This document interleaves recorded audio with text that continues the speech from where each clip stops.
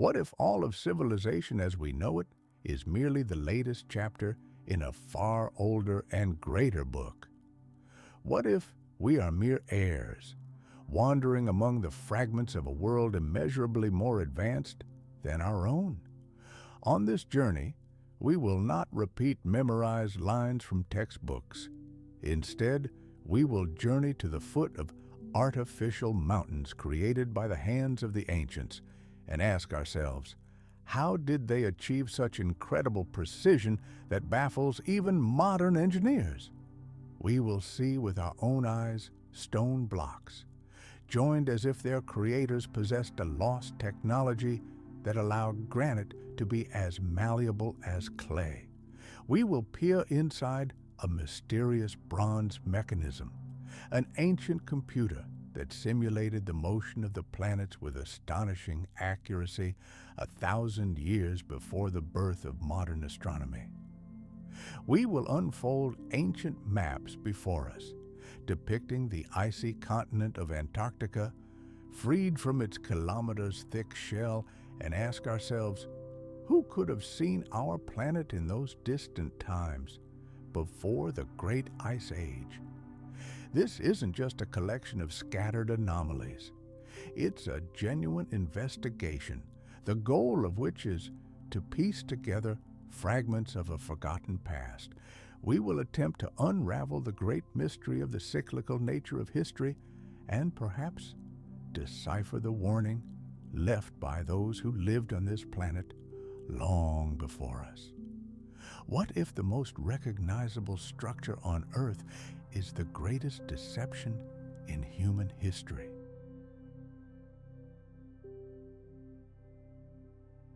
Every year, millions of tourists from all over the world gaze upon the Great Pyramids of Giza, seeing them as an indestructible symbol of pharaonic power, the apogee of ancient Egyptian civilization.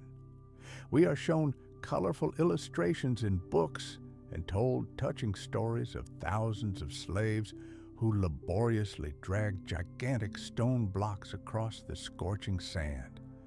A story familiar to everyone from school, simple and easy to understand. We are told that these were tombs, majestic tombs for the pharaohs of the Fourth Dynasty, built approximately 4,500 years ago. Tens of thousands of exhausted workers, armed with primitive copper chisels and their own incredible tenacity, spent decades carving out and stacking millions of stone blocks to build an eternal home for their divine ruler, a simple and heroic saga about the strength of the human spirit. But this beautiful story crumbles to dust as soon as we begin to look into the details. Let's start with scale. The Great Pyramid is a structure composed of over 2,300,000 blocks. The average weight of each is 2.5 tons, comparable to the mass of a modern SUV. And there are true giants. Some granite monoliths in the so-called King's Chamber weigh up to 80 tons, as much as an Abrams heavy battle tank. Official science assures us that these monsters were hauled tens of meters high using wooden sleds and colossal ramps. But let's use an engineer's imagination for a moment.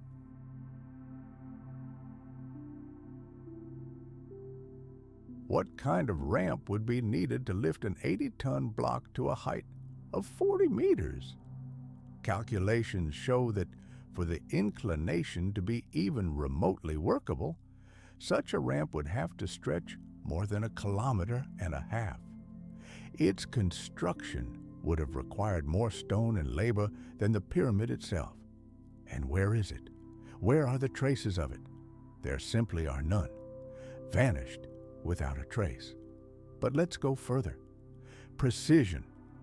The base of the Great Pyramid of Giza is a near-perfect square, measuring 53,000 square meters. The deviation from this perfect geometric shape is only a few centimeters, an error that can only be measured today using laser instruments. How did the ancient builders achieve this without as we are assured even the simplest will. But that's not the most incredible thing. The pyramid is oriented to the cardinal points with phenomenal, almost supernatural precision. The deviation from true non-magnetic north is only 3 arc minutes. Modern construction companies armed with satellite navigation and high-precision theodolites are far from always capable of achieving such a result. How did the ancient Egyptians calculate true north with such pinpoint accuracy? It could be attributed to chance, but this rule applies to all 3 great pyramids of Giza. If this is simply a tomb, then why were no mummy or funerary treasures found in the king's chamber?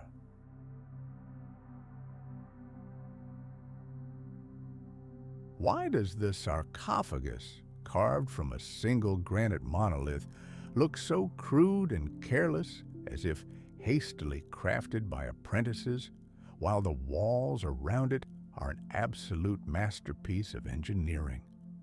The pyramid stones speak to us not in the language of brute force. They tell a story of incredible, almost inconceivable knowledge in mathematics, geometry, and astronomy. What if the perfect proportions of this structure are not a coincidence, but a message encoded in the stone? What if its geometry conceals fundamental physical constants of our planet, officially rediscovered by humanity only thousands of years later? We're fixated on how they lifted those blocks, but perhaps we're simply banging on the wrong door. Perhaps the pyramid's true secret lies not in cranes and ramps. What if their technology was entirely different? What if they didn't fight gravity but manipulated it? The mystery of their construction is just the tip of the iceberg. Beneath it lies a far deeper and more disturbing question. If this wasn't just a tomb, then what exactly was it? A gigantic machine? A power plant? Or a warning etched in stone that we still can't decipher? Leaving the scorching sands of Giza behind us, we are transported to the dizzying heights of the Andes. Here, under the rays of the merciless mountain sun, a mystery of an entirely different kind awaits us. A mystery not of scale, but of an almost organic, living precision.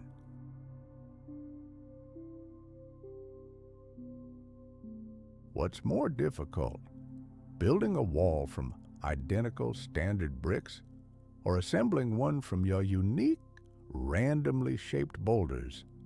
The answer seems obvious. Any modern builder will tell you that working with irregular elements is a nightmare.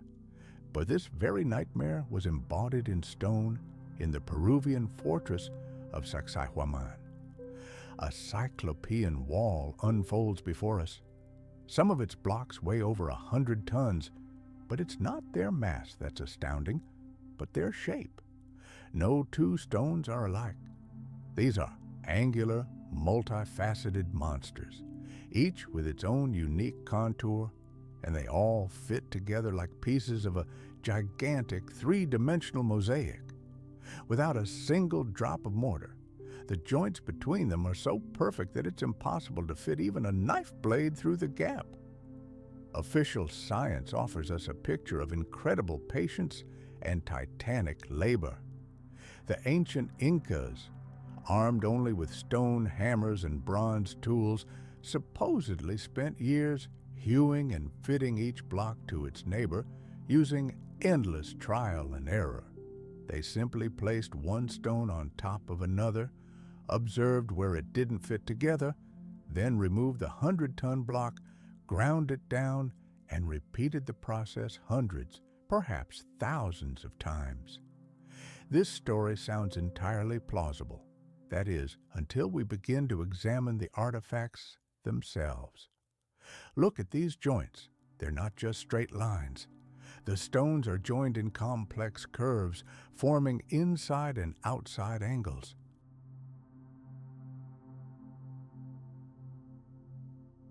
Simply hammering stone against stone would inevitably leave rounded, rough edges. But we see sharp, clean edges, as if they were carved with a knife from soft butter. How could they achieve such precision by working a 100-ton boulder with another stone? How did they carve inside angles where no hammer could reach? And the most important question, why? Why choose the most difficult, most inefficient, and labor-intensive construction method possible? If you can carve a 100-ton block from rock and drag it kilometers up a mountainside, why not simply shape it into a standard cube? That would simplify the whole task 1,000 times. If only for the creators of this wall, shaping stone into a complex shape was as easy as shaping a simple one. This technology looks less like the work of a stonemason and more like the work of a surgeon or sculptor molding from a pliable material. One gets the distinct impression that these multi-ton blocks were momentarily soft, like plasticine. They were pressed against each other, molding themselves into the perfect shape of the adjacent block, and then hardened again, becoming an indestructible monolith. If Sacsayhuaman is the art of the surgeon, then the ruins of Pumapunku in neighboring Bolivia are the remains of industrial, mass-produced stone. Here we see not just perfectly fitted blocks, but standard, identical modules carved from diorite, one of the hardest rocks on our planet.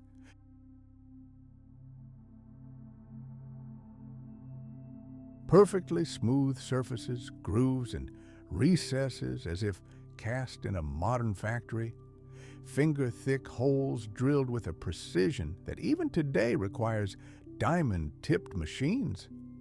What hand tool could have left such marks?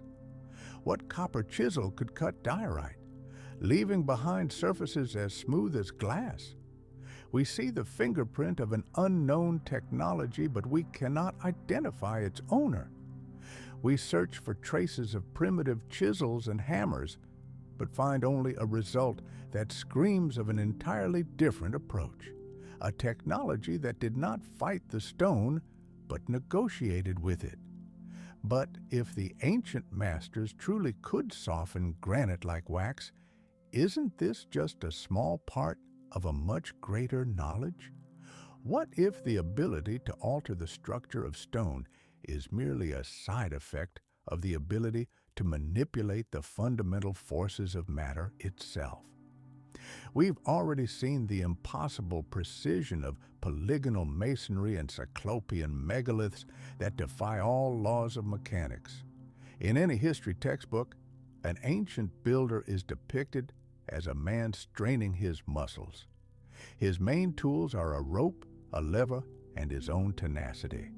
We are painted a picture of titanic physical labor, sweat, and suffering. But what if the ancients' main tool was invisible? What if they moved 100-ton boulders not with muscle power, but with the power of their voices?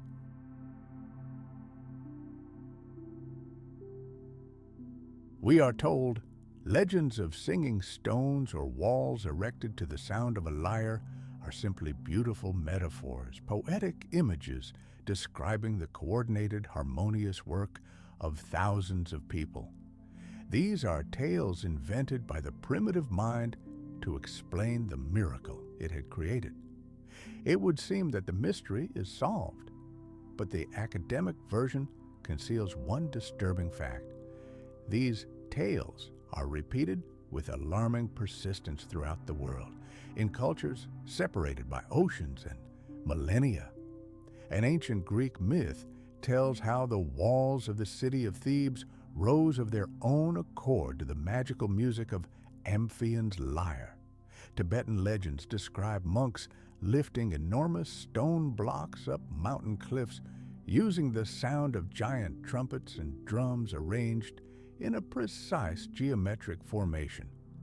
The 10th century Arab historian al-Masudi, describing the construction of the pyramids, recounted an ancient legend that the craftsman placed a magical papyrus beneath the blocks and then struck them with a metal rod, causing the stone to float through the air at the distance of an arrow's flight.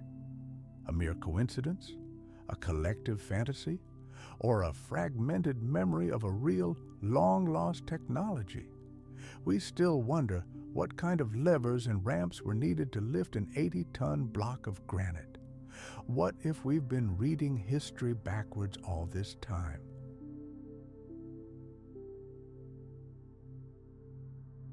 What if the great civilizations of the past, the Egyptians with their grandiose pyramids, the enigmatic megalith builders of the Andes, the priests of Göbekli Tepe, were not at the pinnacle of their ascent, but on the contrary, at the very nadir of their decline?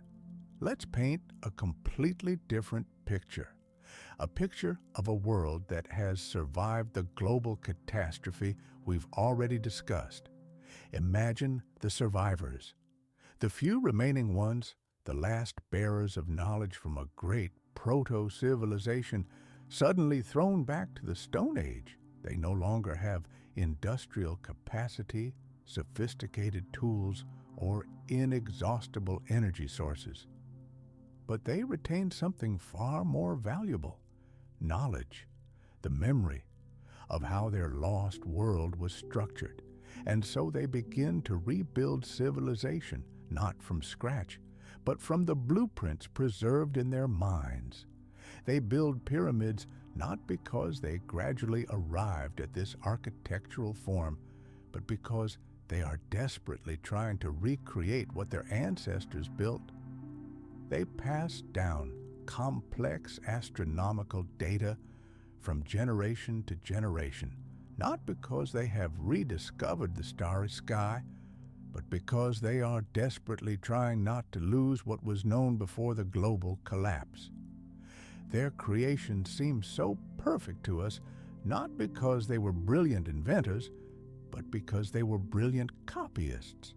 In this light, this inexplicable technological leap of antiquity is not a miracle, but a true tragedy.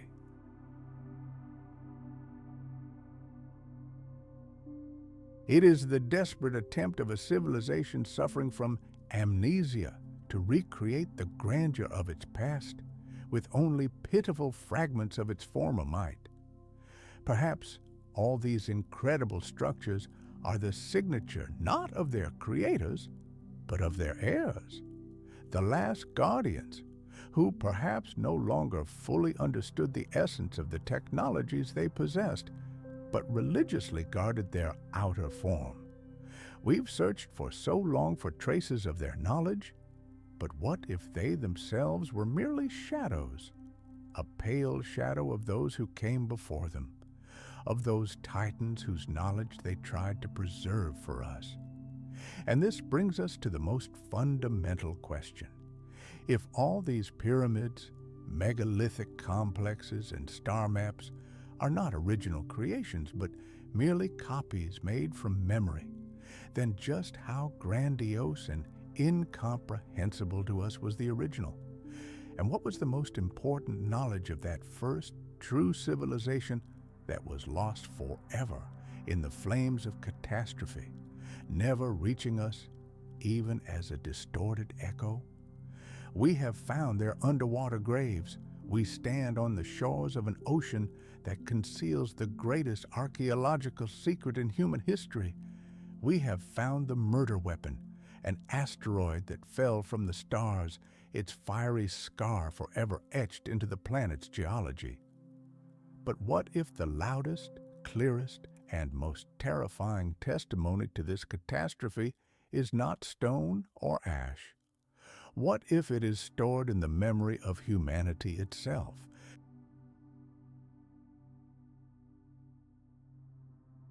How is it that the most famous story about the end of the world is essentially the same story? From Sumerian clay tablets to sacred Indian texts, from the legends of the Hopi Indians in scorching Arizona to the traditions of the Aborigines of distant Australia, Yes, the details may change. The names of the characters may sound different, but the plot itself, as if carved in granite, remains unchanged. Angry gods or nature itself unleash a monstrous flood upon the world. The water covers everything, washing away sinful humanity. And only one righteous family, forewarned in advance, builds an ark, saves two of every creature, and eventually lands at the top of a mountain to give birth to a new world. Modern science explains this quite simply. The flood myth is a universal archetype. Ancient people always settled near rivers. They were terrified of floods. And this primal fear gave rise to an exaggerated, metaphorical story of water destroying all life. This, they say, is not a historical event, but merely a psychological projection common to all early agrarian cultures. The theory is certainly convenient, but it deliberately ignores one extremely inconvenient fact: the striking, almost word-for-word similarity of details across cultures that could never have physically interacted with one another.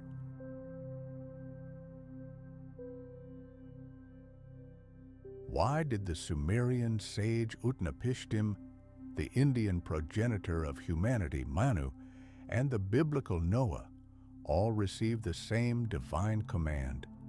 Build a ship, take aboard your family, and the seeds of all living things. Why did their arks always land at the top of the highest mountain? Why, after the flood, did they all release a bird to check if the waters had receded? How could these detailed survival instructions be transmitted across impassable oceans and millennia of cultural isolation? Believing in such a coincidence is like believing that 10 people in different parts of the world who have never heard of each other will suddenly sit down and write the same symphony, note for note. What if we're not reading a myth? What if this is a report from the field, a news report from the ancient world, distorted by millennia of oral transmission? Let's remember.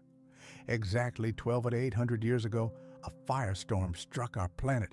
A celestial body, a comet or fragments of one, struck directly into the gigantic ice sheet that covered all of North America at the time. Just imagine the heat, capable of instantly vaporizing trillions of tons of ice.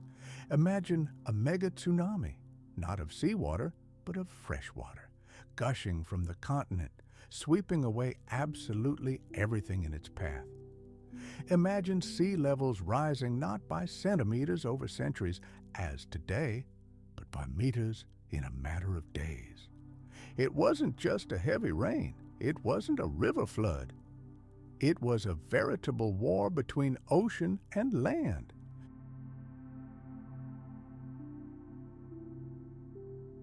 And it's precisely this picture, a picture of swift apocalyptic catastrophe, that ancient myths describe.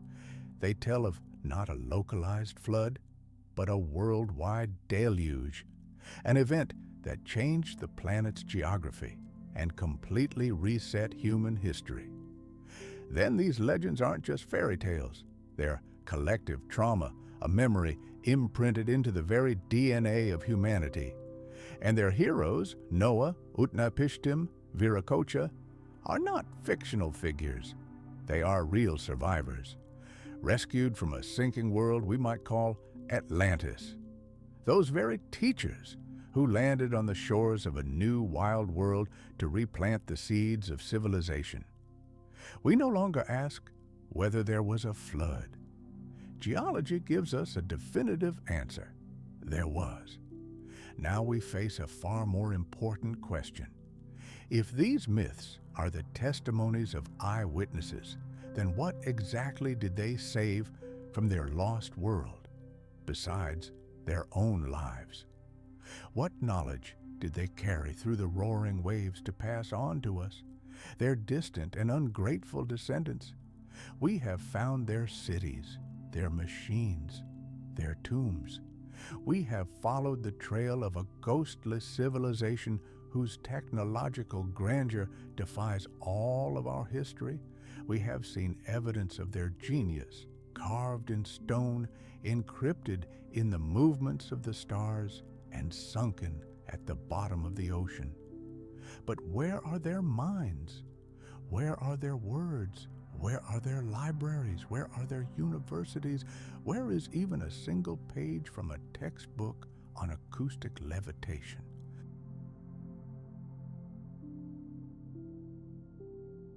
We are faced with the greatest paradox of all, a vast material legacy and yet an almost complete, deafening, informational silence. It's as if a brilliant architect left us his incredible buildings, but burned every single blueprint to the ground. Official science offers us a simple, almost reassuring explanation. Time, the merciless enemy of all things. Fragile information carriers, papyrus, parchment, clay tablets, simply could not survive 12,000 years of chaos. The Great Cataclysm, countless wars, fires, millennia of barbarism, all this reduced the greatest libraries of antiquity to ashes. Knowledge was lost not by malicious intent, but by tragic accident. It simply decayed, burned, crumbled to dust. This story sounds perfectly logical until we ask the main question: why was absolutely everything, everywhere, without a single exception, lost? Looking at the bigger picture, we see more than just loss. We see the surgical deletion of information. It's as if someone had swept across the planet with a fiery eraser, erasing not only the texts, but the very memory of them. And here a different, far more disturbing version of events emerges. What if the knowledge wasn't lost? What if it was deliberately hidden? Imagine a world after a catastrophe. A handful of survivors, bearers of the knowledge of a lost world, find themselves among wild, frightened tribes thrown back into the Stone Age. They possess technologies that seemed pure magic to primitive people.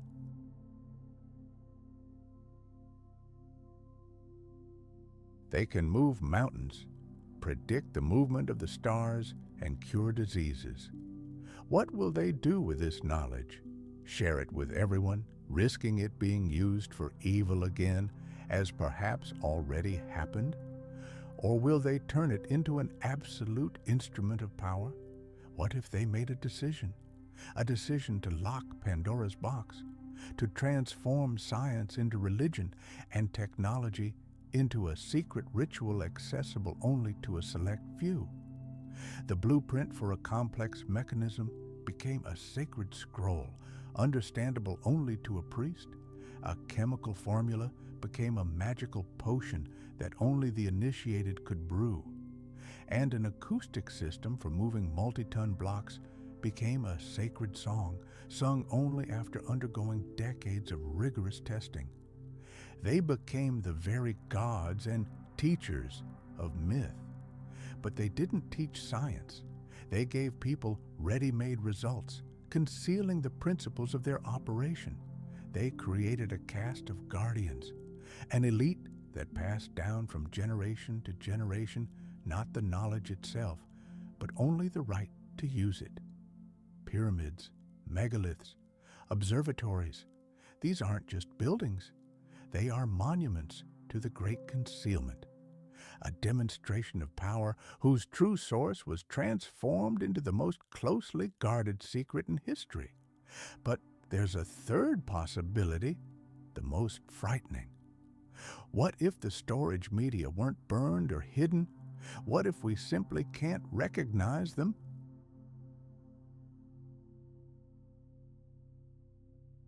We search for books and scrolls because these are our familiar ways of storing data. But what if their technology advanced unimaginably further? What if their greatest libraries were recorded in the structure of crystals, in water molecules, or, as we've already speculated, in human DNA itself? Then the cataclysm destroyed not just cities, it destroyed the carrier itself. Like a powerful electromagnetic pulse, it demagnetized the hard drive of their civilization.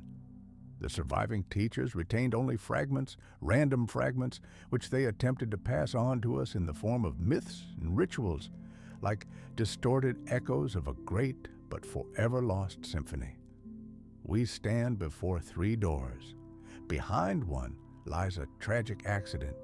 Behind another lies the greatest conspiracy in human history. And behind the third lies a technology so alien to our understanding that we mistake it for nothing. So what was it? A fire set by time? A conspiracy by the Guardians? Or a glitch in a system we can't even see? Imagine an ancient library holding the wisdom of an entire world. What if its creators at some point made the unthinkable decision to burn it to the ground to protect the future from themselves? We obsessively search for lost knowledge, imagining it as a priceless treasure to be unearthed. But what if we're not searching for treasure at all, but for a weapon?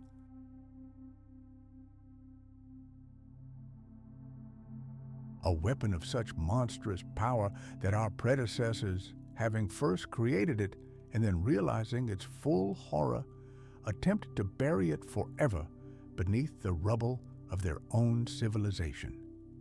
We pieced together evidence scattered across the globe, lost to the ages. We plunged into the abyss where sunken cities lie and climbed mountain peaks crowned with cyclopean megaliths. We were driven by a single question: who were those who came before us? But what if we've been knocking on the wrong door all this time? What if the real question isn't who they were, but what they were so desperately trying to warn us about? Modern science assures us that each of these mysteries is a standalone story, unrelated to the others. The pyramids are the apogee of ancient Egypt's power. Göbekli Tepe is the cradle of human religion. The Piri Reis map is simply a navigational error by a medieval cartographer, and myths about the Great Flood are nothing more than an ancient fear of river floods. We are asked to view history as a vast museum, where each artifact is displayed in a separate sterile room under glass with a neat plaque explaining its purely local origin. This picture appears logical and complete, but it lacks the most important element: connection. That invisible thread that weaves all these disparate pieces into a single, grandiose, and truly terrifying fabric. Let's switch roles for a moment.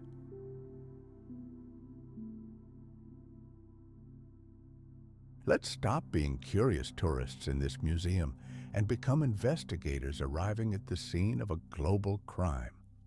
What if all of these aren't isolated exhibits, but clues in one gigantic case?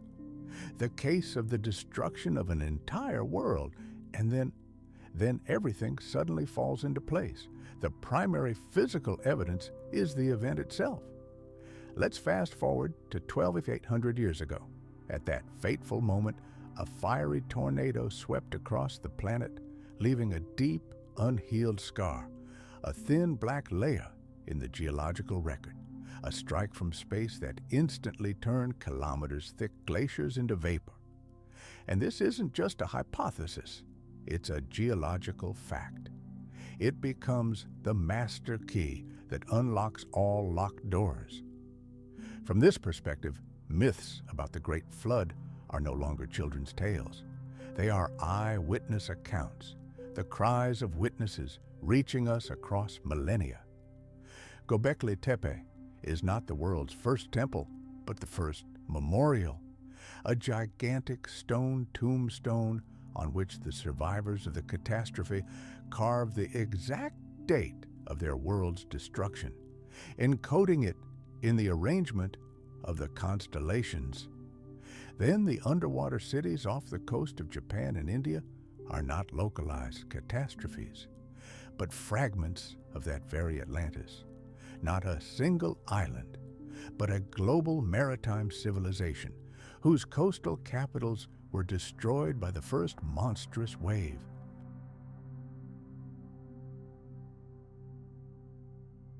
Then the great pyramids of Giza and the cyclopean walls of the Andes represent not the dawn of a new era, but its twilight. They are the last desperate attempt of the survivors, those same bearded gods of legend, to recreate from memory even a shadow of the grandeur of their lost world. This is not a new invention, but a recollection. This is precisely why we do not observe a smooth evolution of technology. We see a sudden, blinding explosion followed by a long, slow decline. They didn't climb the ladder of progress step by step, discovering new laws of the universe. No, they descended from its summit, desperately clinging to every rung of memory, trying not to lose what had been created by their great ancestors. They understood perfectly well that their own archives, libraries, and chronicles would not survive the coming chaos. And so they left us a message, a backup copy of knowledge encrypted in the only language that neither burns in fire nor sinks in water, the eternal language of mathematics and astronomy. They integrated the number pi into the geometry of the Great Pyramids. They aligned their colossal structures with the stars with unimaginable precision. They left us this key, absolutely certain that any civilization advanced enough to once again raise its eyes to the sky and create the simplest calculator will one day be able to read this handshake, extended across the abyss of time. They proved to us that they existed.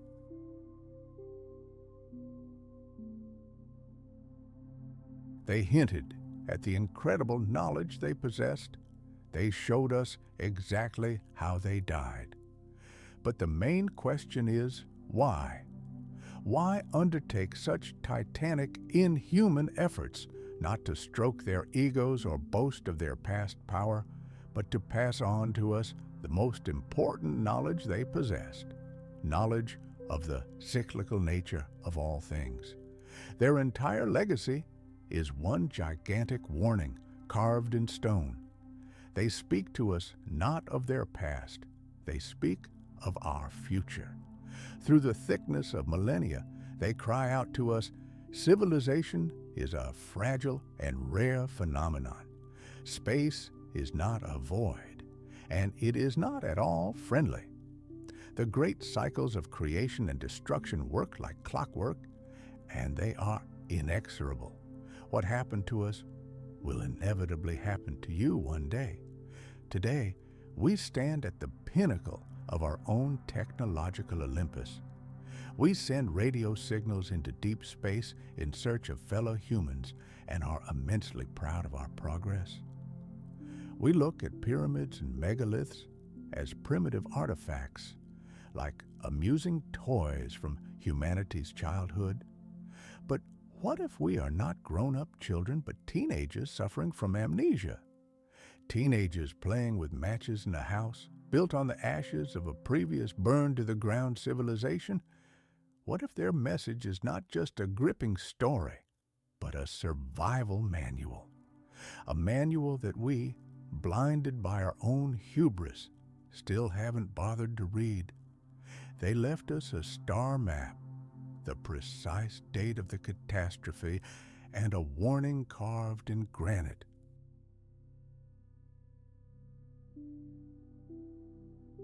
But if this cycle is real, if the great clock of the universe continues its relentless countdown, then the main question we face today is not who were they, but will we hear them in time? Our long journey through the ruins of forgotten worlds is drawing to a close. We descended into the tombs of the pharaohs and gazed at the stars above Göbekli Tepe. We weighed multi-ton megaliths on the scales of cold logic and listened to the whispers of the gods. frozen in ancient myths, and behind every insoluble riddle, behind every impossible ancient technology, the outlines of a single, all-encompassing idea emerged. Perhaps human history isn't a straight line of progress, leading us from primordial darkness to the shining light of technology. Perhaps it's a cycle, a great spiral in whose coils civilizations are born, reach unimaginable heights, and then burn in the fires of cosmic cataclysms, leaving behind only dust and scraps of knowledge. And we are not the first to look to the stars with hope. We are merely heirs, stricken with amnesia, desperately trying to piece together from the fragments a map of former greatness and decipher the message left by our predecessors. Will we be able to read this warning encoded in the geometry of stone and the movement of the planets before our own cycle comes to its inevitable end? And what will we leave behind? Only silent ruins or keys to rebirth for those who come after us? This conversation doesn't end with the end credits.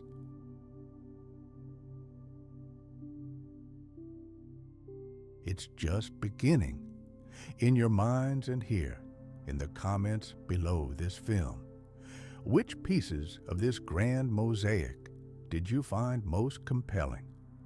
Share your thoughts, for truth is born only in a shared search. Subscribe to the channel so we can continue this incredible journey together. And remember, the past never truly dies. It only patiently waits for us to finally learn to ask the right questions. What if all our searches have been leading us down the wrong path? What if the key to the greatest ancient construction projects lies not in muscular strength or ingenious mechanics, but in something we can barely hear, the power of sound? Today, scientists in sterile laboratories call this phenomenon acoustic levitation. All over the globe, physicists are making water droplets and tiny particles literally hang in the air. The mechanism at first glance is elementary. Incredibly powerful and precisely directed sound waves create a region of standing pressure, which, like an invisible hand, pushes an object out of the grip of gravity, causing it to float. For now, these are just laboratory tricks with weightless objects. But what if past civilizations mastered this knowledge to perfection? Let's imagine for a moment a completely different picture of ancient construction. Imagine priests who were not simply clerics, but rather the acoustic engineers of the ancient world.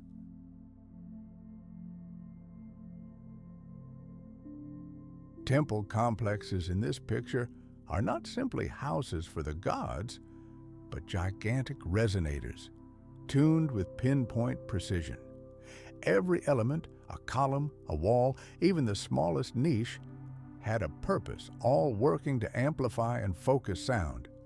And the sacred chants that resounded beneath the vaults of these temples were not prayers addressed to the heavens, but complex sound codes. Every note, every tone and semitone in this symphony possessed a precise physical meaning. Could they, by entering into harmonic resonance, detect the natural frequency of a gigantic stone block and make it vibrate? Vibrate until its colossal mass and inertia were reduced to the point where it could be controlled? Perhaps this is why the walls at Sacsayhuaman are constructed not from simple rectangular blocks, but from incredibly complex polygonal shapes. Perhaps this bizarre shape didn't complicate the task, but rather simplified it. It allowed the stone to be hooked by sound waves from various directions, controlling it in the air with the same ease with which we control a modern drone today. In light of this theory, legends about the softening of stone cease to seem like fairy tales. They are simply a different application of the same technology. One sound frequency causes a multi-ton block to levitate. Another, resonating with the crystal lattice of minerals, briefly weakens the interatomic bonds, and suddenly the hardest granite becomes as pliable as fresh clay.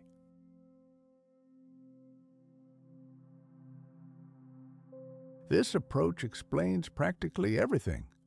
The inexplicable transport of the Baalbek megaliths, the flawless fit of the blocks in the Andes, and the seeming ease with which cyclopean structures were erected across the planet. The ancients didn't wrestle with matter. They orchestrated it. But if all this is true, we are faced with a far deeper and more disturbing question. After all, sound is merely a vibration, a wave that our ears detect. But what is the entire universe? From the distant light of stars to the tiniest particles that make up our bodies, it is all an endless dance of vibrations and frequencies. If ancient civilizations managed to harness sound, was this not merely the first step toward mastering the entire spectrum of invisible forces that permeate the universe? Our journey to the origins of forgotten technologies led us to colossal stones and structures that defy the laws of physics. We sought answers in colossal scale, in the weight of thousands of tons, in the incomprehensible precision of their craftsmanship. But what if the greatest secret of the ancients didn't rise above the desert like a pyramid, but rather fit modestly in the palm of a hand? What if the key to their power wasn't the roar of shifting megaliths, but a nearly silent electrical hum? In the dusty vaults of the National Museum of Iraq rests a unique artifact. It's a plain clay jug, just 13 centimeters tall, discovered in 1936 near Baghdad.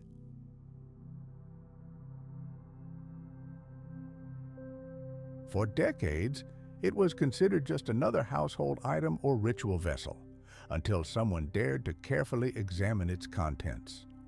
Today, official science, albeit reluctantly, is forced to admit this is far from a simple pot.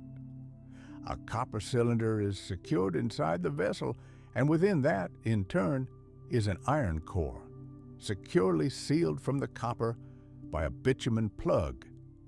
The design is ingeniously simple. Simply fill the container with any acid or alkali, whether grape juice or ordinary vinegar, and this primitive device will begin generating an electric current of about 1.5 volts.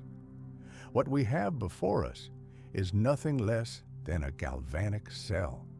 Simply put, a battery created 2,000 years before the Italian physicist Alessandro Volta officially introduced electricity to the modern world.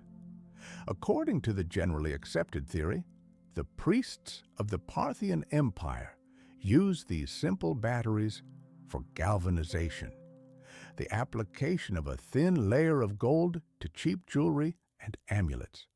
It's an elegant and at first glance logical theory, which neatly fits an awkward artifact into the familiar framework of ancient crafts. The theory is very convenient, but it breaks down against one extremely inconvenient fact. During all their excavations, archaeologists have yet to discover a single object from that era, from that region, that was gilded using this very galvanic method. Not a single one. It's a paradox. The technology exists, but there are no traces of its use.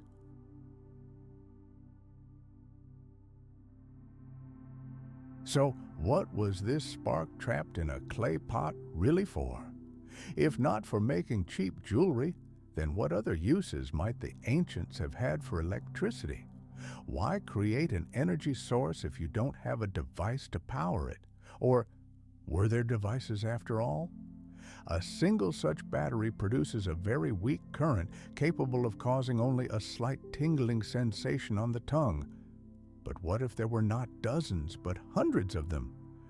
Connected in series, they could generate a quite noticeable voltage. But for what purpose? Some researchers point to ancient Chinese manuscripts that describe the use of electricity for medical purposes, perhaps for an early form of acupuncture or primitive anesthesia.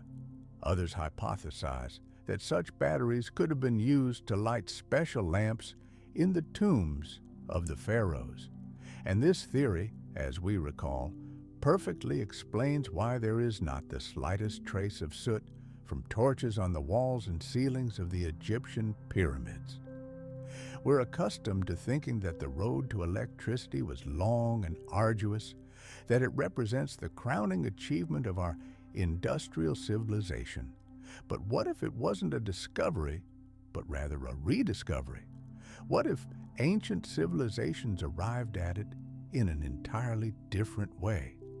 Not through cumbersome machines and complex generators, but through an intuitive, direct understanding of the laws of nature itself. We've already seen how they possibly controlled the vibrations of stone.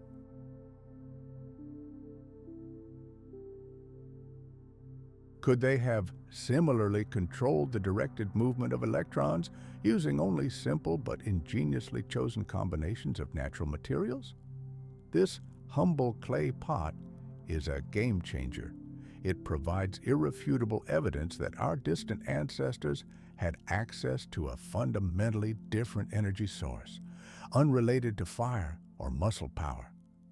Their world was a silent, invisible, and completely controllable force.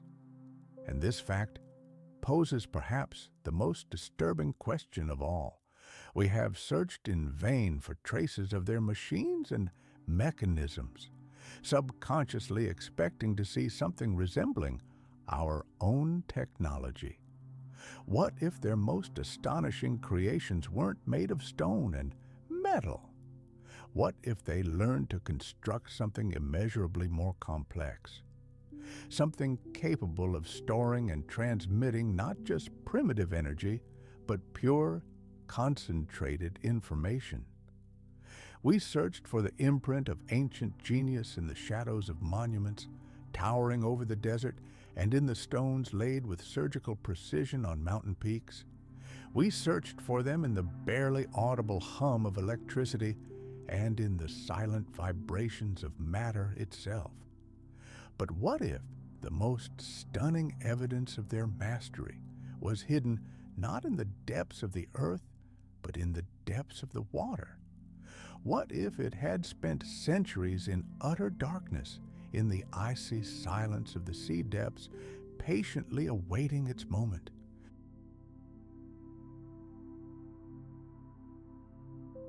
In 1901, a team of Greek sponge divers off the coast of Antarctica Island accidentally stumbled upon the remains of a sunken Roman ship. Among ancient amphorae and priceless marble statues, they recovered a shapeless, salt-eaten piece of bronze, completely encrusted with fossilized sediment. For decades, this unassuming lump of metal lay in a museum, considered nothing more than a fragment of a statue or, at best, a component of some primitive navigational instrument, a common find in a sea already teeming with antiquities. But according to the official story, when this artifact was finally X-rayed in the mid-20th century, the scientific community was shocked. Concealed within this fused lump of metal and stone lay an incredibly complex mechanical system, consisting of at least 37 bronze gears. It was a stunningly accurate astronomical calculator. The Antarctica mechanism, as it was later dubbed, was capable of predicting the movement of the sun and moon with incredible accuracy, calculating lunar phases, forecasting solar and lunar eclipses, and even timing the 4-year cycles between the Olympic Games. It is the absolute pinnacle of ancient engineering, a most brilliant creation of the Greek mind. This picture seems complete and logical, but it's missing one crucial element: evolution. Any complex technology inevitably undergoes a long development process.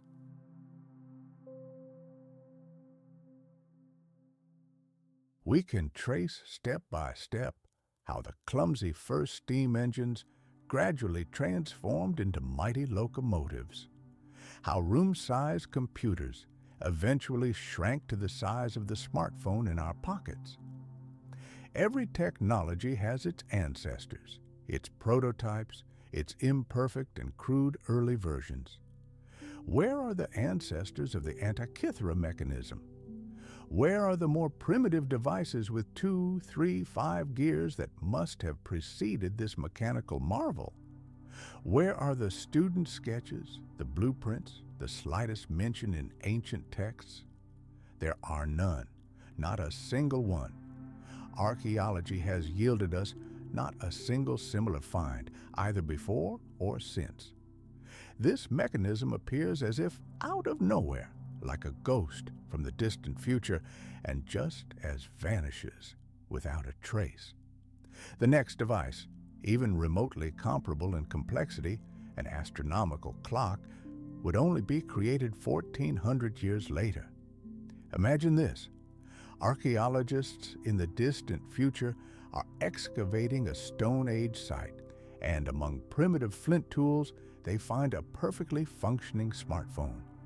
No factories, no power plants, no satellite communications, just a single device that completely defies the entire logic of the era's technological development. This is precisely what the Antikythera mechanism looks like in the context of its time. And the issue here isn't just the complexity of its manufacture, but also the knowledge embedded within it.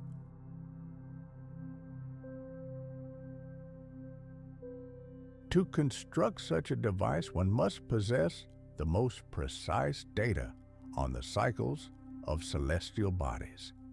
For example, the mechanism takes into account the elliptical orbit of the moon, which causes its apparent speed in the night sky to constantly fluctuate. This knowledge was officially discovered and mathematically proven by Johannes Kepler only in the 17th century. How could the ancient Greeks have calculated this 1,500 years earlier? Was it an incredible accident? The brilliant insight of one anonymous craftsman? Or is this device not the pinnacle of its time's technology, but merely a surviving fragment? Not a unique invention, but the last tangible evidence of a long-lost and forgotten scientific tradition?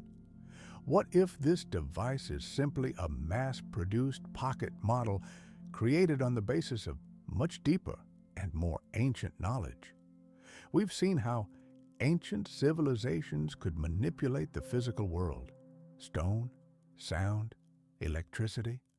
The Antikythera mechanism reveals a whole new dimension of their incredible power. They learned to manage information. They created the first analog computer capable of simulating the universe in real time. They managed to encapsulate all of celestial mechanics, the entire cosmos, in a single, small, bronze box.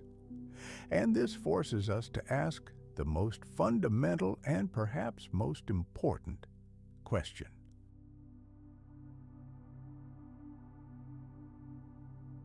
If they were able to create a mechanical model of the heavens, it means they perceived the universe not as the abode of omnipotent gods, but as a gigantic, predictable, and knowable mechanism.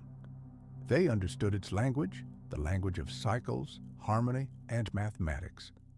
This bronze oracle predicted the future. Imagine that ancient maps weren't just diagrams of planetary movements. What if they were part of a far more complex and grandiose system of knowledge? A system created not to predict a routine lunar eclipse, but to understand the great cycles of the Earth itself, eras of creation and eras of total destruction. And if so, what message does it convey about the cycle we're living in right now? Our journey took us from gravity-defying pyramids to complex mechanisms that simulated the movement of the cosmos.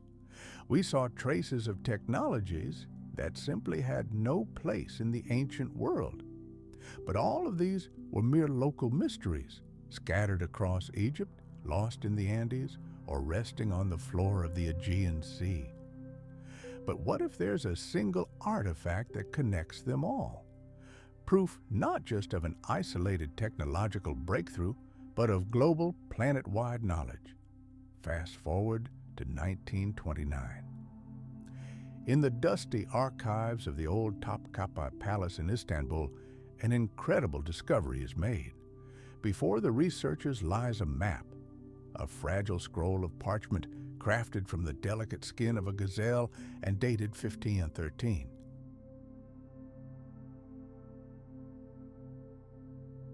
Its creator is credited to an admiral and brilliant cartographer of the Ottoman Empire, a man named Piri Reis. At first glance, this appears to be just one of many maps from the Age of Discovery. Official scholarship offers a simple and logical explanation. Piri Reis was a brilliant compiler. He compiled all the nautical charts available to him, possibly even including the lost originals of Christopher Columbus himself, and created a comprehensive atlas of the world known at that time. It depicts Europe, the coast of West Africa, and the coastline of South America, remarkably accurate for the 16th century. And that mysterious land to the south? Historians believe it's nothing more than a distorted and greatly elongated coastline of Argentina, which the admiral simply clumsily squeezed into the remaining space on the parchment. A common mistake, quite forgivable for the time. But look closer, and the ancient parchment begins to tell a completely different, chilling story. Firstly, Piri Reis himself, in the marginal notes of his map, frankly states that he is not the author, but merely the compiler. His work is based on more than 20 ancient source maps, some of which, according to him, were created as early as the time of Alexander the Great. This means we are not looking at 16th century knowledge, but at a copy of a much older document, possibly 1,000 years old. Secondly, the precision.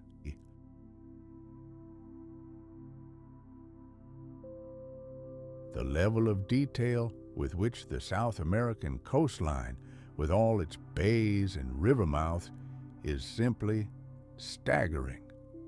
How could a cartographer with such incredible, almost photographic precision in one part of the map make such a gross, amateurish error in another?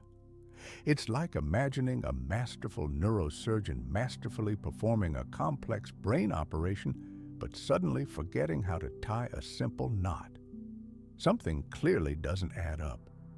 And here we come to the most important point. That distorted coastline in the south is not Argentina at all. Modern research, superimposing the Piri Reis map on seismic data from the seafloor, has revealed something unimaginable. The contours of this mysterious land match the contours of the Antarctic coastline with astonishing precision. Not the icy desert we know today, but the subglacial relief of its coastline, now hidden beneath a kilometer of ice. Antarctica wasn't officially discovered until 1820, and its ice-covered terrain was only mapped in the second half of the 20th century, using the power of satellites and radar.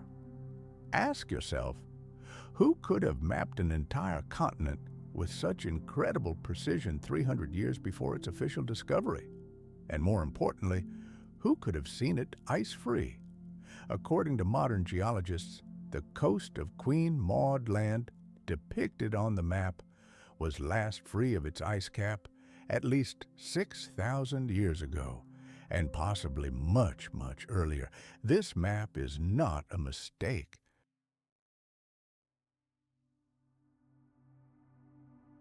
It's a photograph of a world that no longer exists, a snapshot taken by a civilization with the technology for global cartography. And it was taken in those distant times when our ancestors, as we are led to believe, were just beginning to master primitive agriculture, digging the earth with sticks. We've searched for traces of this civilization in giant megaliths and strange artifacts. But what if its greatest legacy isn't stone or bronze, but pure intangible knowledge? Knowledge of what our planet truly looks like. In that case, the Piri Reis map isn't just a historical document. It's a surviving page from the burned-out library of Alexandria. A lone, miraculously saved fragment from a complete world atlas created by those who came before us. This parchment scroll is a veritable ghost from the past. It proves the existence of a prehistoric, highly advanced civilization that saw our world as we will never see it again. But at the same time, it poses a new, terrifying question. If this map is a snapshot of the world before, then what was the monstrous event that transformed it into the world after? What cataclysm of cosmic proportions buried an entire continent under kilometers of ice and forever erased the memory of its cartographers from human history? Our investigation is a true ghost hunt. We search for traces of a vanished civilization in the anomalies it left behind in stone and parchment. The Piri Reis map showed us the world before the great catastrophe.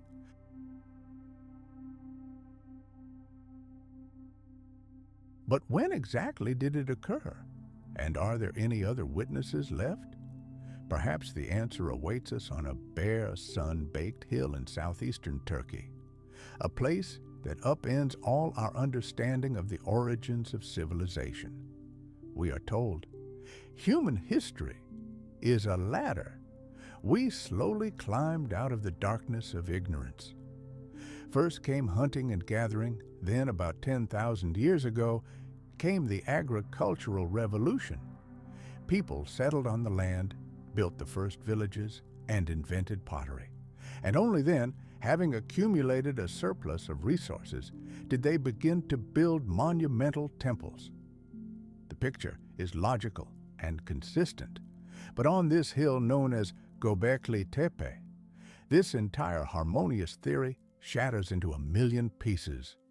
Here, 6,000 years before Stonehenge and 7,000 years before the pyramids of Giza, something inexplicable happened. 12,000 years ago, when humanity, in theory, still roamed the planet in small bands with spears at the ready, a gigantic temple complex was erected here. Dozens of 20-ton, perfectly hewn T-shaped columns were arranged in perfect concentric circles. Having recovered from the initial shock, mainstream science proposed a new theory.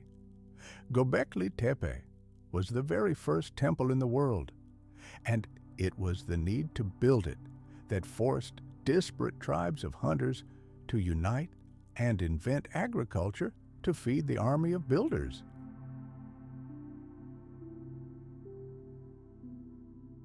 It turns out that civilization didn't give birth to religion, but religion gave birth to civilization. But upon closer inspection, the stones tell a completely different story. This isn't just a temple, it's a gigantic observatory. The placement of the central columns in each circle is entirely deliberate. They mark the rising and setting points of key stars and constellations, Sirius, Orion, and the Pleiades. This entire colossal complex is a map of the starry sky carved in stone, a map that allowed for tracking not just the changing seasons, but the slow, almost imperceptible cycle of the Earth's axial precession, the Great Year, which lasts nearly 26,000 years. Ask yourself the fundamental question: why would hunter-gatherers, whose livelihoods depend entirely on the migration of a herd of gazelles, need an observatory of such incredible complexity? Why would they track a cycle thousands of times longer than a human lifespan? They weren't interested in the stars. They were interested in prey, unless that knowledge was their own. Let's take a closer look at the carvings on the columns. These aren't just images of animals. They're a symbolic language. On one of the columns, which researchers have dubbed the vulture stone, we see what many consider a celestial memorial. The stylized animal images here are symbols of constellations: Scorpio, wolf, and bird.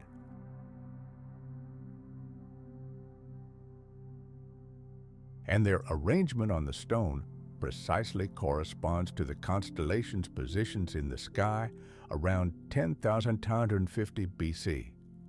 At that very moment, according to one theory, a swarm of comet fragments rained down on Earth, causing a sharp cold snap, mass extinction, and the very cataclysm whose traces we saw on the Piri Reis map. What if Göbekli Tepe isn't the cradle of civilization, but its tombstone?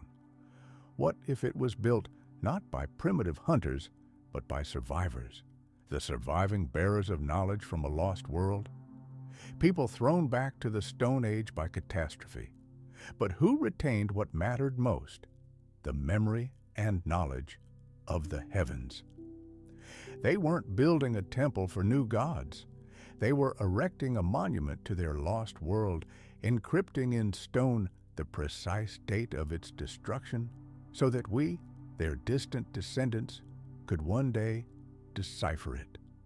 And this brings us to the most disturbing mystery of this place. Having existed for nearly 1,500 years, the complex was neither destroyed nor abandoned. Its creators did something unimaginable. They deliberately, with incredible labor, covered their creation with millions of cubic meters of earth, burying it beneath a man-made hill. Why? Why spend centuries building it only to hide their crowning achievement from the eyes of the world? Were they afraid of something that might come down from the sky again? Or were they not hiding it, but preserving it?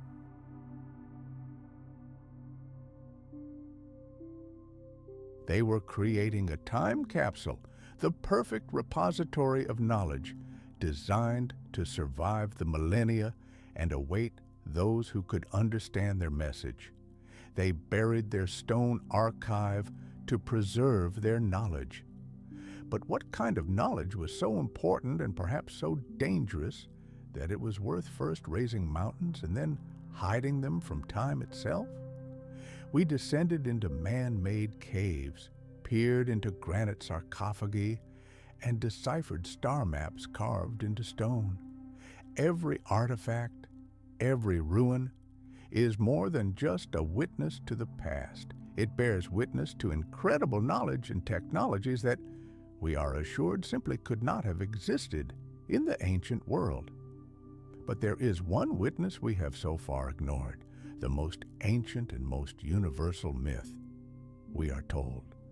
Myths about gods descending from the heavens to teach humanity are merely allegories, a poetic attempt by our ancestors to explain the inexplicable, how the first spark of reason was born in their consciousness.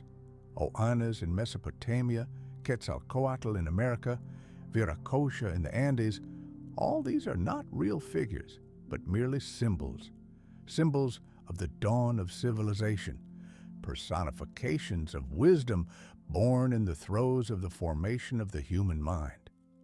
But there's a disturbing flaw in this coherent picture of the world. If all this is just a figment of the imagination, mere symbols, then why do they match in the most minute, frightening details?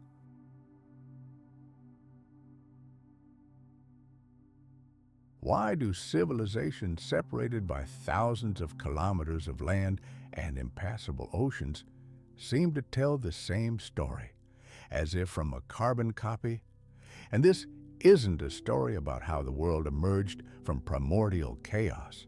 No, it's a chronicle of the purposeful transmission of knowledge from some higher beings. Let's just look at the evidence that lies on the surface. Let's travel back to ancient Sumer. Their texts paint a picture of Anna, a mysterious amphibious creature that emerged from the salty waters of the Persian Gulf. He wasn't a fearsome deity demanding blood sacrifices or blind worship.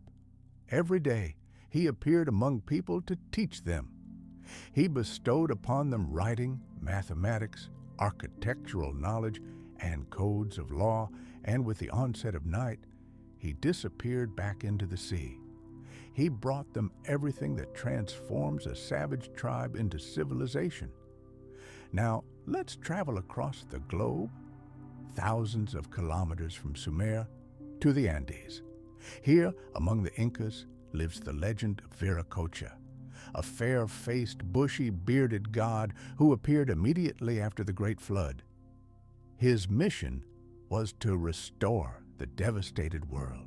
He showed people how to build cyclopean cities from giant stone blocks and imparted to them the basics of celestial science and astronomy.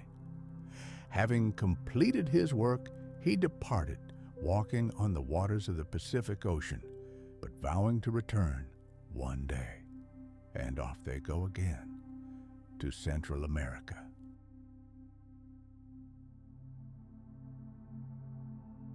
Here, the Aztecs await with hope the return of Quetzalcoatl, a bearded sage in flowing robes who sailed from the east across the Great Sea. He imposed a strict ban on human sacrifice, taught people how to use the calendar, and revealed the secrets of metalworking and the basics of medicine. A bearded teacher who came from overseas, this image appears again and again and again. But let's think about it. Where, pray tell, could such a persistent image of a bearded teacher emerge in the mythology of peoples who naturally lack thick facial hair? Why is his skin described in all the legends as noticeably lighter than that of the locals? Once is a coincidence, twice, perhaps just a coincidence. But when the same portrait with the same characteristic features pops up in dozens of cultures around the world, it's no longer a coincidence but a pattern, a clear, repeating trace. These aren't creation myths. They're more like contact reports. They're not called creator gods, the makers of all things. They're called teachers, educators, founders of civilizations. They don't mold people from clay. They take existing people and lead them out of savagery. They bring with them a ready-made civilizational starter kit: agriculture, astronomy, metallurgy, laws. That is, the very knowledge that, according to official history, humanity took tens of thousands of years of painful trial and error to acquire on its own.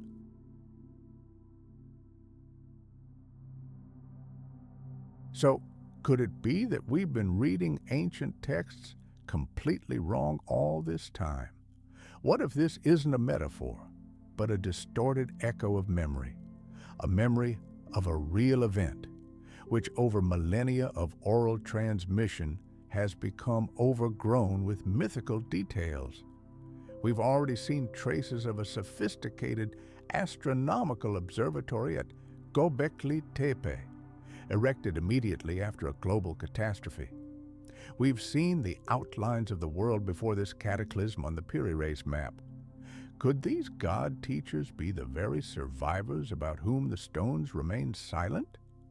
Bearers of the knowledge of a lost world who, like missionaries, scattered across the planet to find surviving tribes and replant the seeds of civilization.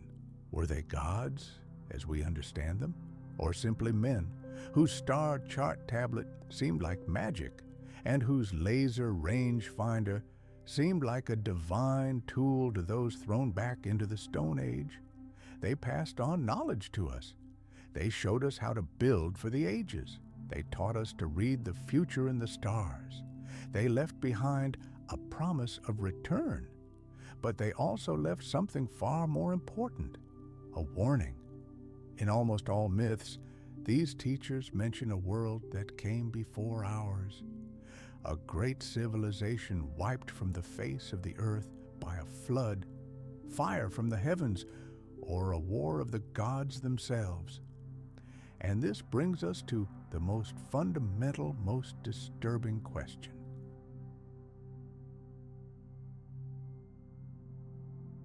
If these myths are not just children's tales, but echoes of true history, then aren't they something more than just a tale of the past? What if these legends of lost worlds contain not only a memory, but a prophecy, a message about the cyclical nature of catastrophes that we, in the arrogance of our technological hubris, simply refuse to hear? We searched for traces of ancient civilization in stone, bronze, and on tattered parchments. We witnessed their astonishing knowledge of mathematics, astronomy, and geology. But all these were technologies firmly tied to Earth. Yet humans have always looked to the sky. The dream of flight, from the myth of Icarus to the drawings of Leonardo da Vinci, seems to us a relatively recent, daring impulse. We firmly believe that the skies were conquered only in the 20th century.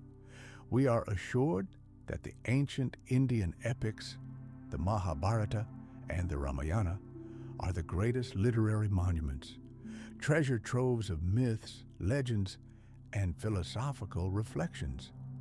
And when in these texts we encounter references to the flying chariots of the gods, the so-called Vimanas, we are told to perceive them as poetic allegories, beautiful images symbolizing spiritual flight or the swiftness of divine will, nothing more than the rich imagination of the ancients.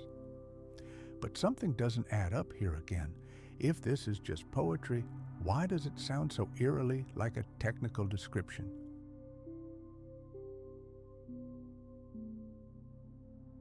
The ancient texts don't simply say, "The gods swept across the sky." They meticulously, with engineering precision, describe different types of vimanas. Some resembled shining spheres, others were elongated, cigar-shaped. The texts talk about the materials from which they were crafted, special, lightweight, and incredibly strong alloys. Some treatises, like the Vimanika Shastra, even read like pilots' manuals, describing the principles of propulsion based on mercury vortex engines. Where, may I ask, did ancient poetry get its knowledge of aerodynamics and propulsion systems? And these aren't just tales of peaceful flights. These are chronicles of brutal aerial battles. Battles in the skies are described not as a duel between two lightning bolts, but as tactical combat, with evasive maneuvers, frontal attacks, and the use of sophisticated weaponry. And it is here, in the description of this weapon, that any poetry falls silent, giving way to a chilling protocol. The texts tell of a weapon called the Brahmastra. It is described as a single projectile charged with the entire power of the universe. Just ponder that formulation. Its explosion produced a red-hot column of smoke and flame, bright as 10,000 suns. After its use, the wind began to blow in the opposite direction. The sun swayed in the sky, and the world was scorched by unbearable heat. But the most horrifying thing is the aftermath. The bodies of the dead were burned beyond recognition.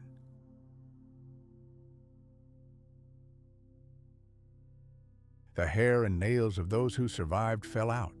Pottery cracked for no apparent reason. Birds flying past the epicenter turned white and dropped dead. What is this? Poetic hyperbole? Exaggeration? or a terrifyingly accurate clinical description of the consequences of nuclear weapons use, including radiation contamination?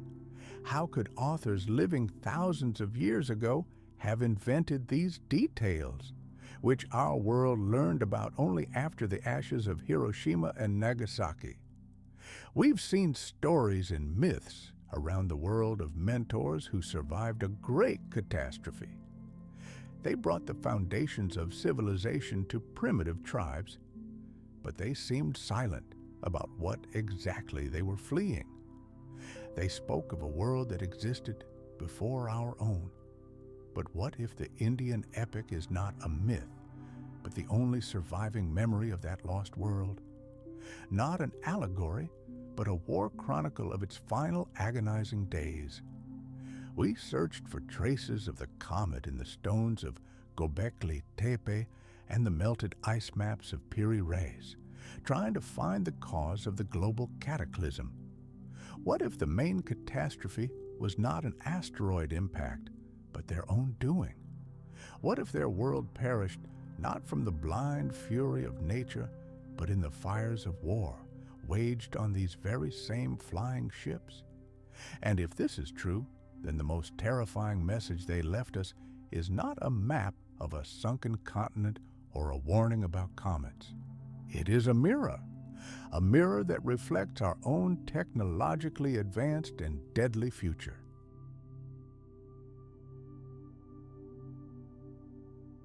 Our investigation concluded on a chilling note. Perhaps the great cataclysm that wiped out our predecessors was not a natural disaster, but their own doing, a war they waged in the skies with their flying machines. After such a war, the sky ceases to be a symbol of hope and becomes a source of eternal fear. And yet, in one of the driest places on the planet, someone left a gigantic message addressed specifically to the sky. At first glance, the Nazca Plateau in Peru is a lifeless wasteland, a sun-baked rocky plain where rain falls for years. A traveler walking across this land would see nothing but gray gravel and a horizon shimmering in the scorching air. It seems forgotten by both gods and men. We are told that in the first millennium AD, the Nazca civilization inhabited this area. They created giant drawings or geoglyphs on the earth by scraping away the dark top layer of stone and revealing the light sand beneath. These were ritual paths. The Nazca people walked these lines during sacred ceremonies, praying to the mountain gods for water. And the giant animal images, a spider, a monkey, a hummingbird, were their totems, symbols of deities meant to ensure fertility. Ritual magic, simple and understandable. This story sounds perfectly logical until we take to the air and see that the desert itself tells a completely different story. Only from a bird's eye view does the chaos of shallow scratches on the ground come together to form a coherent and stunning image.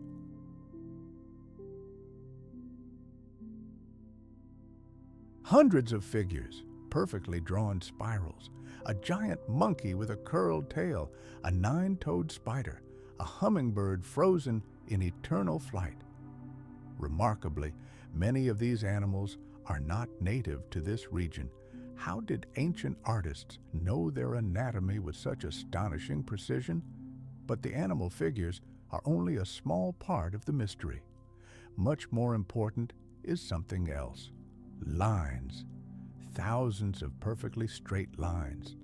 Some of them stretch beyond the horizon, crossing hills and dry riverbeds, never deviating from their intended course by a single degree. How, without the ability to take to the air and adjust their work, did the ancient builders achieve such geometric precision over kilometers? And the main crushing blow to the official version comes from the giant trapezoids and rectangles, enormous cleared areas, eerily reminiscent of modern airport runways. Some of them are over 2 kilometers long. Why would a ritual path for praying for water be perfectly flat and 100 meters wide? What god would need such a runway? The question, how did they do it, pales in comparison to the question, why? Let's ask ourselves, what's the point of creating a grand masterpiece that its creators will never be able to appreciate? Any work of art is created for a viewer, and if that viewer couldn't stand on the ground and admire the painting, then only one conclusion remains. They were observing it from somewhere high above, from the sky itself.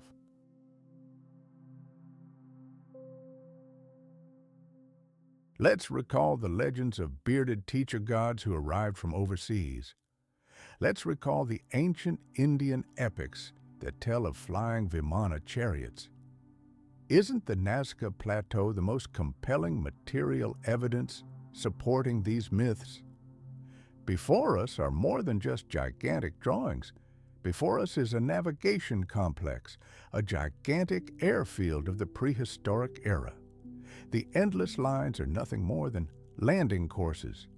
The enormous trapezoids are the runways themselves, carefully cleared of all stones, and the animal figures are gigantic emblems, a kind of identification marks, visible only from colossal heights, so that ancient pilots would not confuse their spaceport with any other. We have tried to find traces of their technology in the microscopic gears of the Antarctica mechanism and in the cyclopean blocks of Baalbek. But what if their most astonishing technology was literally imprinted on the very landscape of our planet? What we see here is not just a work of art or just an airfield. Before us is an entire infrastructure, the infrastructure of a civilization for which air travel was as commonplace as driving a car is for us. But if this was a functioning spaceport, then why is it located in the middle of a parched, lifeless desert? Perhaps the climate here was completely different when it was built. Or perhaps it was deliberately built far from densely populated centers, much like how we locate our secret military installations today.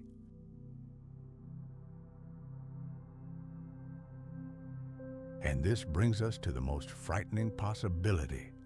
What if this isn't a functioning facility, but a gigantic memorial? A final word carved into the planet's surface by those leaving it forever after some great war. A map of the starry sky inscribed on the surface of the earth. A farewell message that can only be read after leaving this world. But if so, what exactly did they want to convey to us?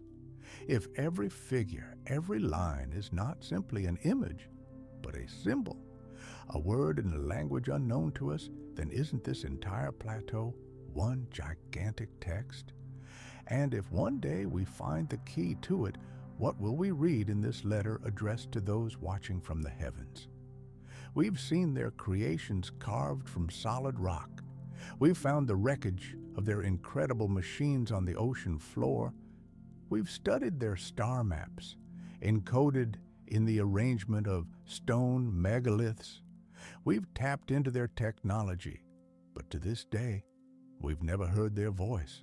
What if the greatest secret of our ancestors isn't what they managed to build, but what they managed to write?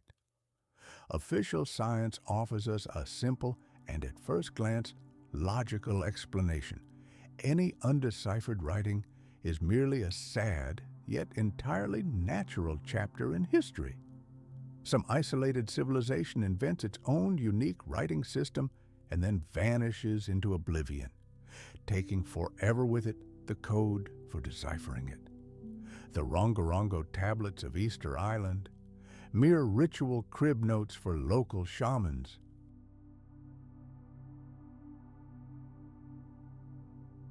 The Linear A script of the Minoan civilization, boring economic records, nothing more.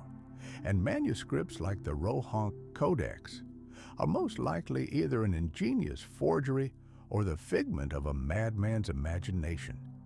Each such riddle is declared a separate linguistic dead end. It would seem the mystery has been solved.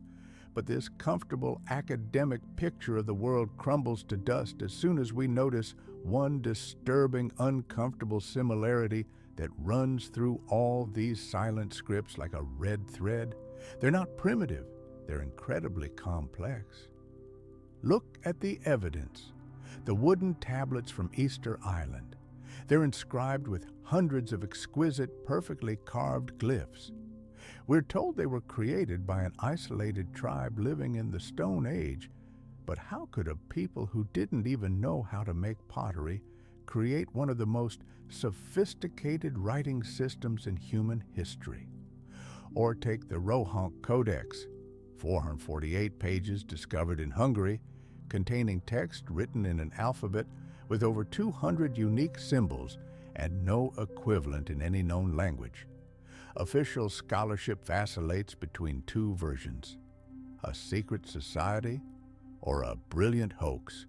But look at the illustrations that accompany this text. We see battle scenes, cityscapes, and religious symbols that simply couldn't have existed in the same place at the same time. A Christian cross sits next to a Muslim crescent, and next to it, something strongly reminiscent of Hindu motifs.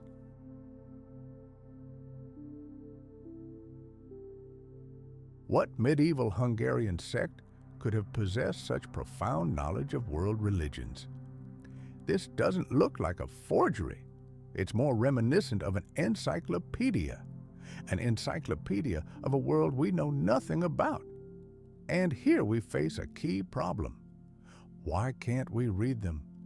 Humanity has cracked the most complex Egyptian hieroglyphs.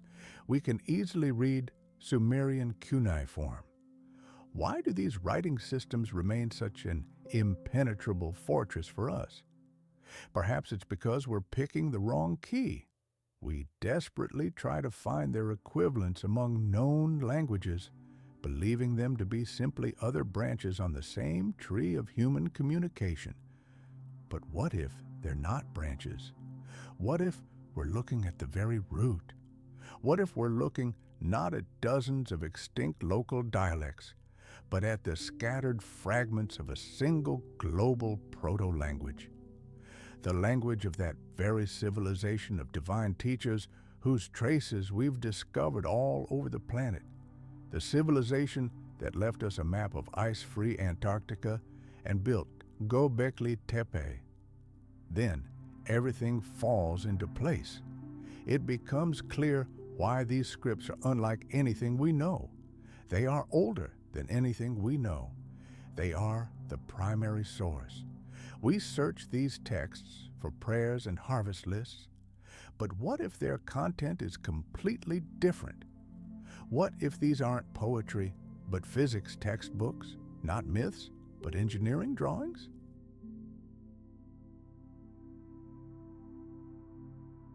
Imagine for a moment that the elegant symbols of Rongorongo encode not ritual hymns, but acoustic formulas that allow for the levitation of multi-ton stone blocks. What if the Rohank Codex is not a prayer book, but a detailed technical manual describing the operating principles of their machines and the history of their world? We stand at the threshold of the greatest library in human history, but we cannot read. We hold in our hands the key to all the mysteries we have tried to unravel, but we cannot fit it into the keyhole. They left us their knowledge. They left us their warnings, but they wrote them down in their own language. And this poses the central final question of our entire investigation. What if one day we do find this key? What will happen to our world when these silent scripts finally find a voice? And will we be ready to hear what they tell us? We've seen their technology buried beneath the earth. We've seen their knowledge lost beneath the sea. We've seen their final warning carved in stone. Throughout this journey, we've searched for traces of their minds. But what if the true secret lies not in what they created, but in who they were? What if they changed not only the world around them, but themselves as well? Now let's travel back in time and witness one of the most bizarre, painful, and at first glance, inexplicable rituals in human history.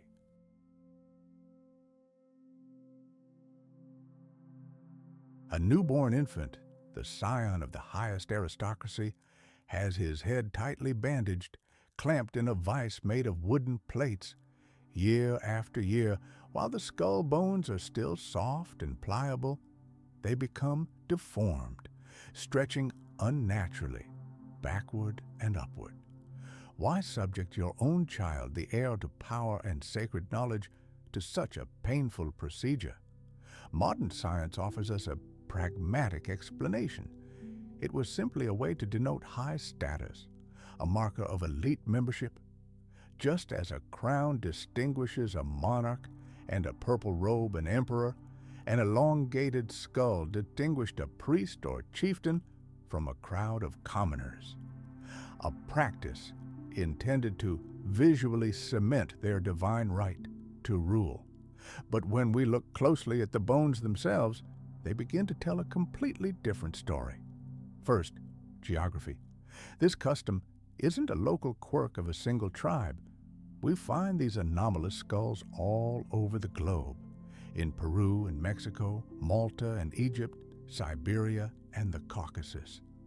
Cultures that, as scientists assure us, were separated by oceans and millennia and never interacted with each other, were engaged in the same thing with alarming persistence, changing the head shape of their rulers. How could such an idea simultaneously occur to dozens of isolated peoples? This doesn't fit the theory of coincidence. It looks more like the fulfillment of some global protocol. Secondly, whom were they imitating? Fashion doesn't emerge from nowhere. There must always be a role model.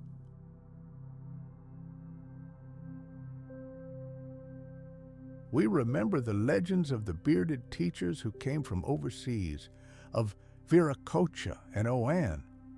Were they the bearers of this head shape, natural to their species and not artificially created?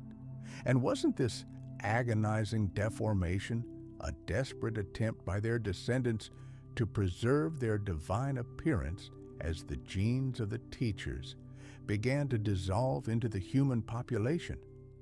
An attempt not simply to look like the gods, but also to maintain a mental connection with them. But the most stunning evidence is hidden from view. It lies within. Artificial deformation can change the shape of the skull, but it cannot alter its volume. However, some of these skulls, found in Paracas, Peru, defy all the laws of human anatomy. Their internal volume is 25, and in some cases, 50% greater than that of a normal human skull. They have a different bone structure. Some of them lack the sagittal suture, the line connecting the parietal bones that every member of the Homo sapiens species has. This is no longer simply an artificial transformation of shape.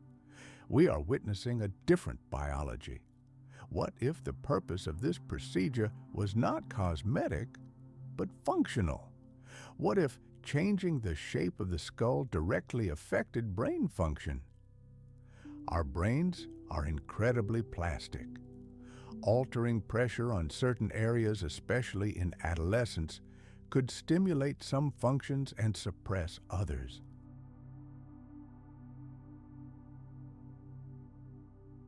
What if this was a way to awaken dormant parts of our consciousness, expanding the capabilities of the pineal gland, our third eye, responsible for intuition and connection with the subtle world? Ask yourself, who were these people with altered consciousness?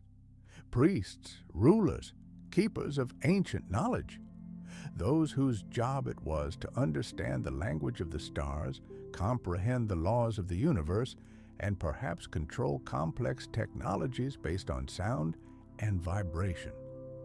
Wasn't the elongated skull a kind of biological instrument, a sensitive antenna tuned to receive information inaccessible to the average person? In that case, they weren't just an elite. They were an entire cast of operators, people trained from birth to manage the complex system of knowledge inherited from their predecessors. They didn't just rule, they maintained the functioning of their world. We sought their machines, their writings, their cities, but what if their most advanced technology was bioengineering? What if they mastered not only stone and metal, but also learned to rewire their own consciousness, transforming ordinary humans into beings of an entirely new order? And this question leads us to the most chilling mystery of all. If this entire global elite so fanatically sought to preserve or at least replicate some original image, then who were those very first ones? Those they so desperately imitated?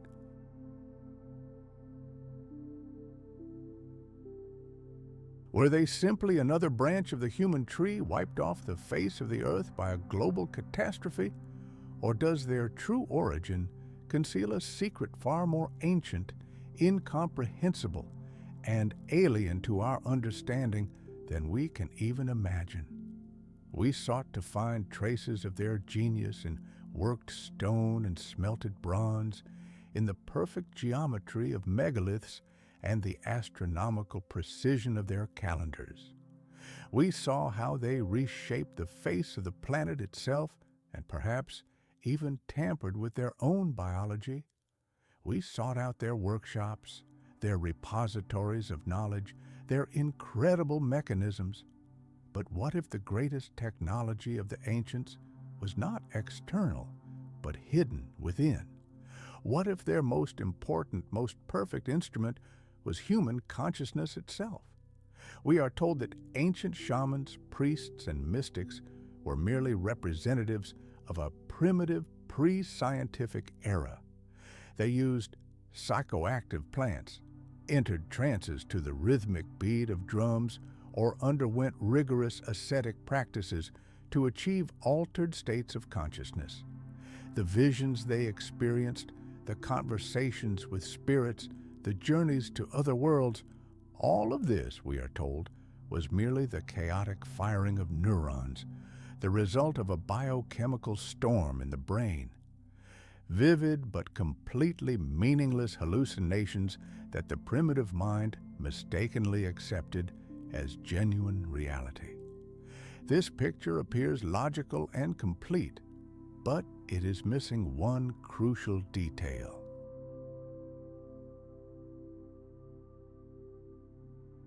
If these are all merely random images generated by the chaos of the brain, then why are they so frighteningly consistent and structurally similar among peoples around the world? Imagine a shaman wrapped in animal skins in the icy Siberian taiga, a priest inhaling the smoke of sacred herbs in the impenetrable Amazon jungle, an Australian Aboriginal elder painting his visions on scorching rocks under the blazing sun. They are separated by thousands of kilometers and thousands of years, yet they describe the same thing: a swift journey through a rotating tunnel of light, an encounter with intelligent beings that do not resemble the spirits of their ancestors, but appear as something entirely different. And most astonishingly, on these journeys, they gain very concrete, practical knowledge. Take a look at the main artifact proving this secret: ayahuasca, the sacred drink of the Amazon tribes. Shamans themselves claim that the recipe for this concoction was whispered to them by the spirits of the plants themselves. For it to work, two completely different plants must be combined. One of them contains a powerful psychoactive substance, but our body has a built-in defense that instantly neutralizes it. The second plant contains an inhibitor that temporarily disables this defense. Tens of thousands of plant species grow in the Amazon jungle alone.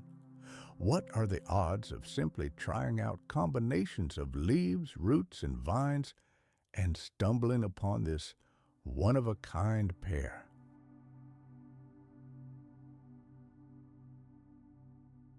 The probability approaches absolute zero. This doesn't resemble blind luck. It's more like a complex chemical formula, instructions from beyond. So where did this information come from? Not just about the properties of plants, but also about the treatment of the most complex ailments, about the movements of distant stars, about the future fate of an entire tribe.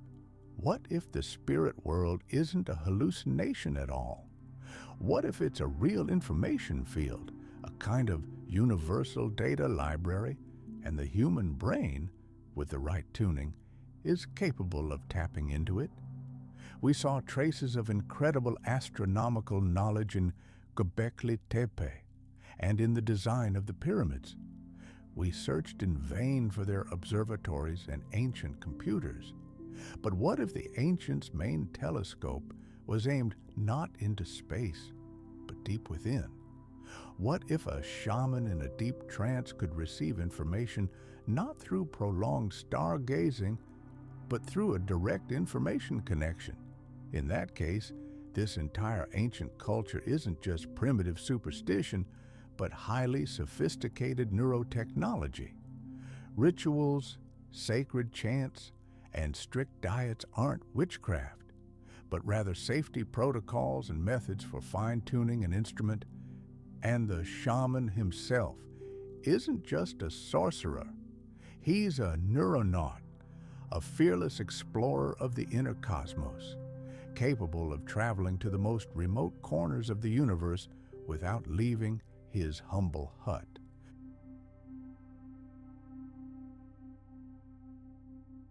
We witnessed their desperate attempts to preserve their divine appearance through the deformation of their skulls. Perhaps this was one path: physical engineering, an attempt to construct a kind of biological antenna. But shamanism was another chemical path: the use of special key substances to temporarily open gateways to other dimensions. They received knowledge from there, returning with answers to the most complex questions. They were living channels of communication with something far beyond our everyday perception. But if they could ask about medicinal recipes and the movement of the stars, what else could they ask? If they could peer beyond the veil of our reality, did they not see great cycles of time there? Did they not see that very global catastrophe, the scars of which we find all over the planet? And was not their greatest discovery the knowledge not of how to build this world, but of how it would one day be destroyed? We've seen their technology buried beneath tons of earth.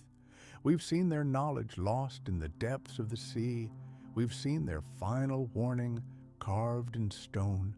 Throughout our journey, we've searched for traces of their intelligence. But what if the ultimate clue isn't what they created, but who they were?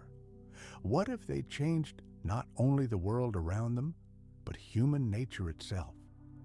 Imagine the strangest, most painful, and most inexplicable custom in human history.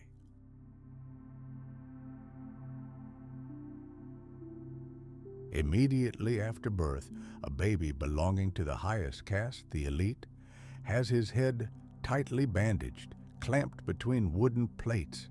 Year after year, while the skull bones are still soft and pliable, they become deformed, stretching unnaturally backward and upward. Why subject your child, the heir to power and ancient knowledge, to such an intricate and painful procedure? Official science offers us a simple and straightforward explanation. It was simply a sign of status, a special marker distinguishing the elite. Just as a crown makes a man a king and a purple robe an emperor, so too an elongated skull distinguished a priest or ruler from the common crowd. This practice, we are told, was meant to emphasize their divine right to rule. But upon closer inspection, the ancient bones themselves tell a completely different story. First, the geography of this phenomenon. This custom isn't a localized quirk of a single lost tribe. We find these strange skulls all over the planet, in Peru and Mexico, Malta and Egypt, Siberia and the Caucasus. Cultures that historians assure us never had contact with each other with alarming persistence did the same thing, changed the head shape of their leaders and priests. How could such an idea simultaneously arise in dozens of isolated civilizations around the world? This doesn't fit the theory of coincidence. It looks more like some kind of global protocol, a uniform rule for the chosen few.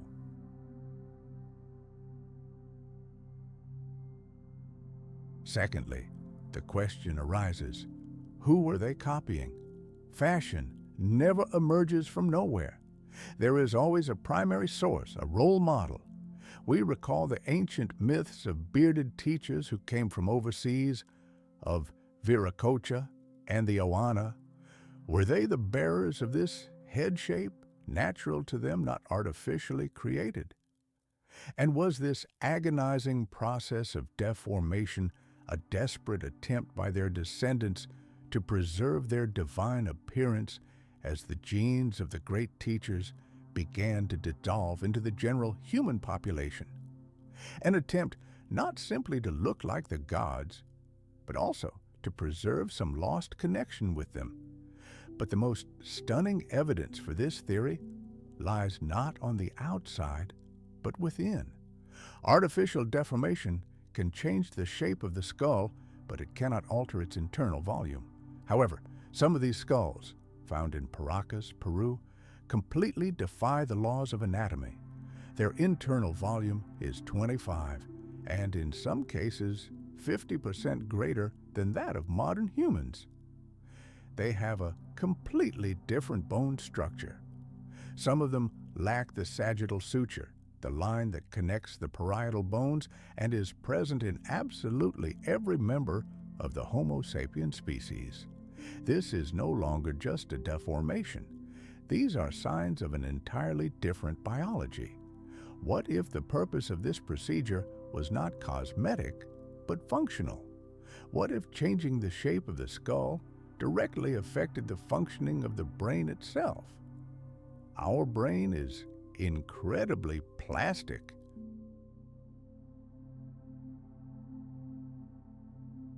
Changing the pressure on certain parts of it, especially during infancy, could stimulate some functions and suppress others. What if this was a way to awaken dormant, inactive regions?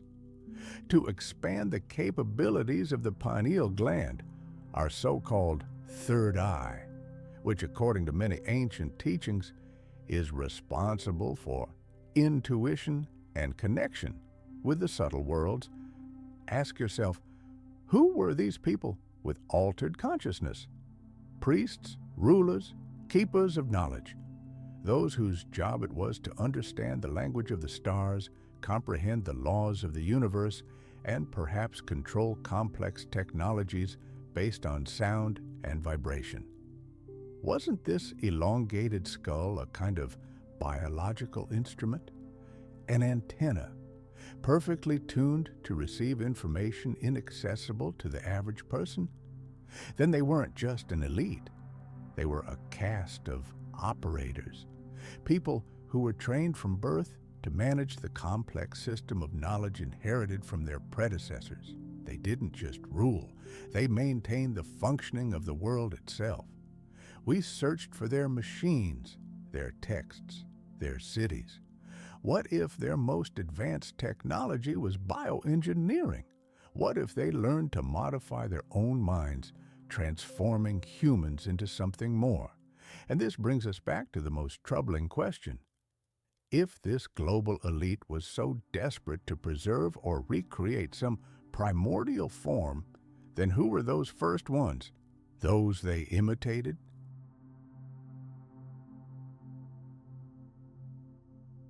Were they simply another branch of humanity wiped out by cataclysm? Or does their origin conceal a secret far deeper and more alien than we can imagine? What could be more terrifying than the ruins of a city fallen in a fierce and bloody battle? Only a city where there was no battle. A city where the hearths in the houses seem to still retain warmth, but no one sits at the tables. Where tools lie on the workbenches in the workshops, but no one picks them up. Where the streets are completely empty, not because of plague or war, but because of a deafening, inexplicable silence. It is to such ghost towns that we will now travel. At the very peak of their power, three great civilizations, separated by oceans and millennia, do the unthinkable. They simply up and vanish into thin air. The Mayan civilization in the impenetrable jungles of Central America. The Minoans, undisputed masters of the seas, on the island of Crete. And the Harappan civilization in the fertile Indus River Valley. Modern science offers us a set of neat, localized explanations for each case. For the Maya, it was a prolonged drought that depleted the fertile soil and ruined all harvests. For the Minoans, it was a catastrophic volcanic eruption on the neighboring island of Santorini, which generated a gigantic tsunami and poisoned the land with volcanic ash.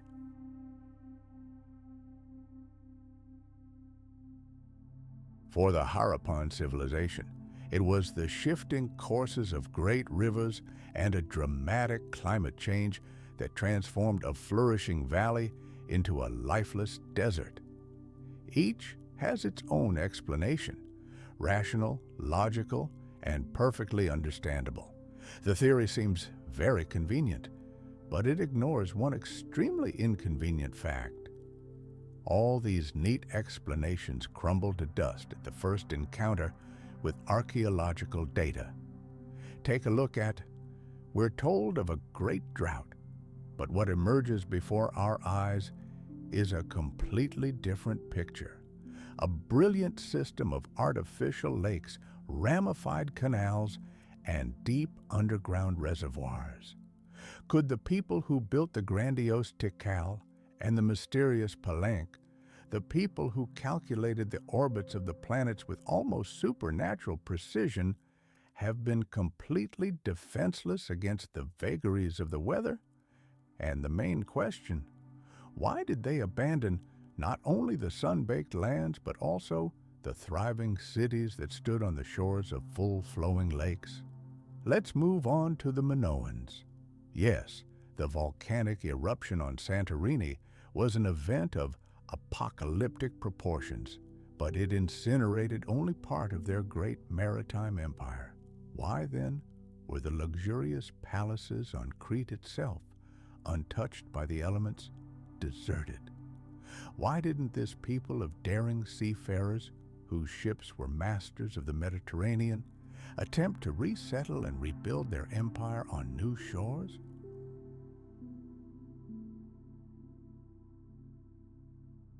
But the most important, the most telling piece of evidence is how they fled. It wasn't a panicked flight of a maddened mob, fleeing starvation or the sword of an invader.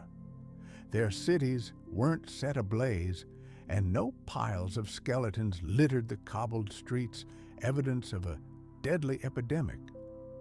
Archaeologists find no traces of chaos and destruction, but rather an almost sinister order. They left in a coordinated manner, as if on command, taking with them only the most necessary and valuable possessions.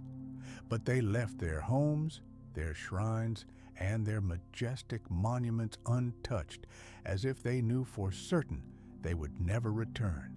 This doesn't look like the death throes and collapse of a civilization. It looks like a meticulously planned evacuation. Throughout our journey into the past, we found echoes of the knowledge these cultures inherited from an even more distant, forgotten world. We saw how the Göbekli Tepe temple complex was erected almost immediately after a global catastrophe. We heard stories in ancient myths about mysterious teachers who brought people knowledge of the great cycles of time. So perhaps the key to the mystery should be sought not on earth, but in the sky. What if all these civilizations, the Mayans, the Minoans, the Harappans, had access to that same fundamental sacred knowledge of their predecessors?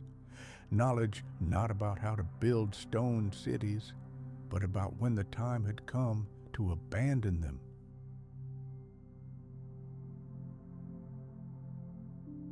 What if, peering into the bottomless blackness of space and tracking the cycles of our planet, they saw a sign, a warning that modern man can no longer decipher, a mark in a grand cosmic calendar that silently proclaimed, "Time is up"? They did not perish. They did not degenerate. They made a deliberate and terrible decision to disappear, to collapse their civilization, to retreat into the unknown, lest they share the terrible fate of those who came before them. They chose oblivion over destruction. This is not a tragedy of decline. It is an act of supreme wisdom based on the knowledge of the cyclical nature of planetary catastrophes. They extinguished the lights of their civilization and silently stepped beyond the threshold of history. But if this is indeed how things were, then we are faced with the most fundamental and disturbing question. If they didn't disappear, but evacuated, then where did they go? And from what threat? And are we ourselves now approaching that fateful line they discerned thousands of years ago, but which we, blinded by the illusion of our own omnipotence, are no longer able to notice? Throughout our investigation, we collected clues one after another: colossal megaliths, inexplicable ancient maps, traces of lost technologies. All these clues led us to the existence of an entire world before ours, a world that was wiped off the face of the earth. We wondered what force could have destroyed a global civilization.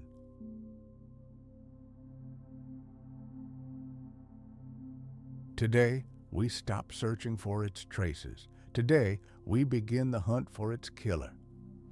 Imagine for a moment the world we have irrevocably lost, a world of true giants, endless herds of woolly mammoths, their thick fur fluttering in the icy wind of the prehistoric steppe, saber-toothed tigers or smilodons silently stalking their prey through the tall grass, giant sloths the size of elephants leisurely grazing the treetops. For hundreds of thousands of years, they reigned supreme over this planet. And then, in a single blink of the geological clock, they were all gone. Instantly, all at once, the accepted theory paints a picture of slow but inexorable extinction. The end of the Ice Age brought global changes. The climate warmed, glaciers melted, and the familiar world of megafauna collapsed before our eyes. And at that very moment, a new, incredibly effective predator entered the historical scene. Humans, armed with deadly spears with the characteristic stone tips of the Clovis culture. The combination of these two factors, climate change and ruthless hunting, according to this theory, put an end to the story of the giants. However, this simple and convenient explanation crumbles to dust when one takes a closer look at the evidence left behind by the Earth itself.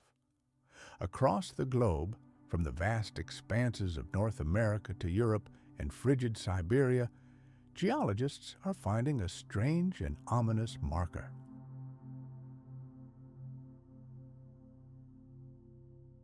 Directly above the layer where mammoth bones and Clovis tools are found in abundance lies a thin black layer like a razor blade.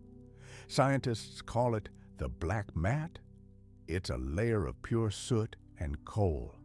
Beneath it, life teemed, while above it, there was almost deathly silence. The extinction wasn't gradual, it was sudden, catastrophic, as if some higher power had drawn a flaming sword across the face of the planet. What was this layer? What monstrous event left this scar on the planet's surface exactly 12,800 years ago? When researchers took samples of this black mat and placed them under powerful microscopes, they discovered something that should never have been there. Tiny spheres of molten rock, like glass tears from the Earth itself. Nanodiamonds, which can only form under unimaginable temperatures and pressures. And most importantly, an anomalously high content of iridium, an extremely rare metal that is virtually absent from the Earth's crust, but abundant in comets and asteroids. This isn't the remains of a prehistoric fire, it's a cosmic imprint, the signature of a comet. The picture of what happened becomes clear and truly terrifying.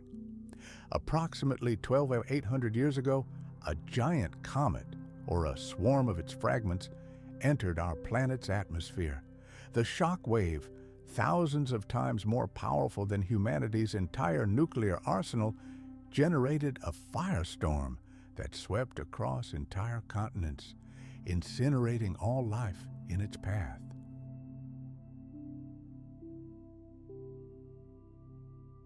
It was this cosmic conflagration that left behind the black mat. Billions of tons of dust and ash, lofted into the atmosphere, obscured the sun like a thick shroud, plunging the planet into a long, chilling darkness known as the Younger Dryas. Glaciers, which had begun to retreat, suddenly turned and launched a new, furious advance. This event explains everything. The sudden extinction of the mammoths, the disappearance of the Clovis culture, and even the mystery of the Göbekli Tepe temple, which was built immediately after this catastrophe as a stone memorial facing the sky. It explains why the ancient Piri Reis map shows Antarctica as ice-free.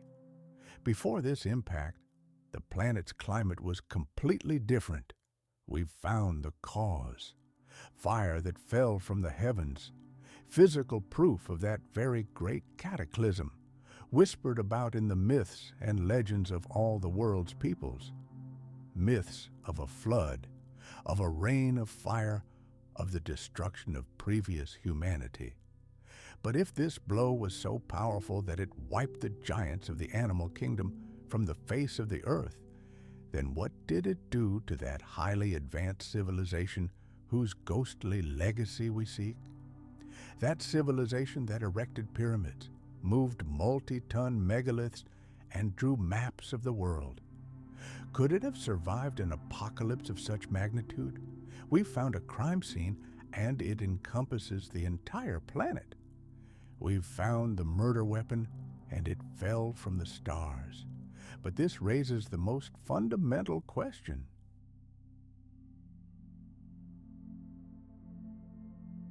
If this catastrophe was the end of their world, was it the end of them all? Or, in this fiery inferno that reset the entire history of the planet, did some manage to escape, to become those bearded teachers who brought the spark of knowledge to a new, wild world? We found a murder weapon that fell from the stars, a firestorm that wiped an entire world off the face of the planet. But after fire comes water. The enormous ice sheets of North America, melted by the unimaginable heat of the cosmic impact, dumped trillions of tons of fresh water into the world's oceans. Sea levels rose not by meters, sunk by tens of meters, swiftly, furiously, inexorably.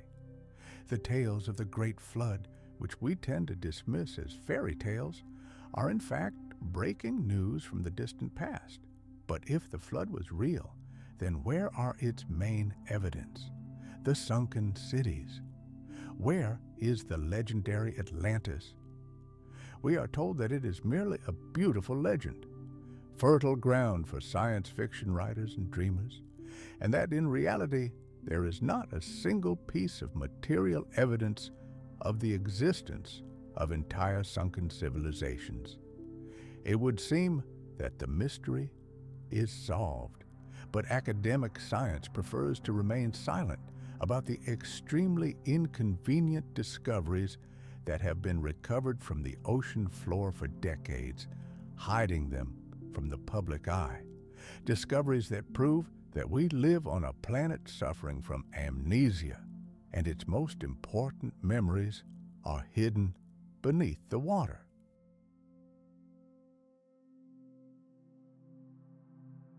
Our dive begins off the coast of Japan near the tiny island of Yonaguni.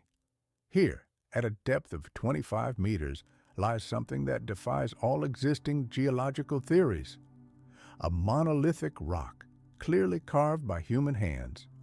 We see gigantic, perfectly level terraces, steps cut at right angles, a structure nicknamed the Turtle, and even a sculpture strikingly resembling a human head.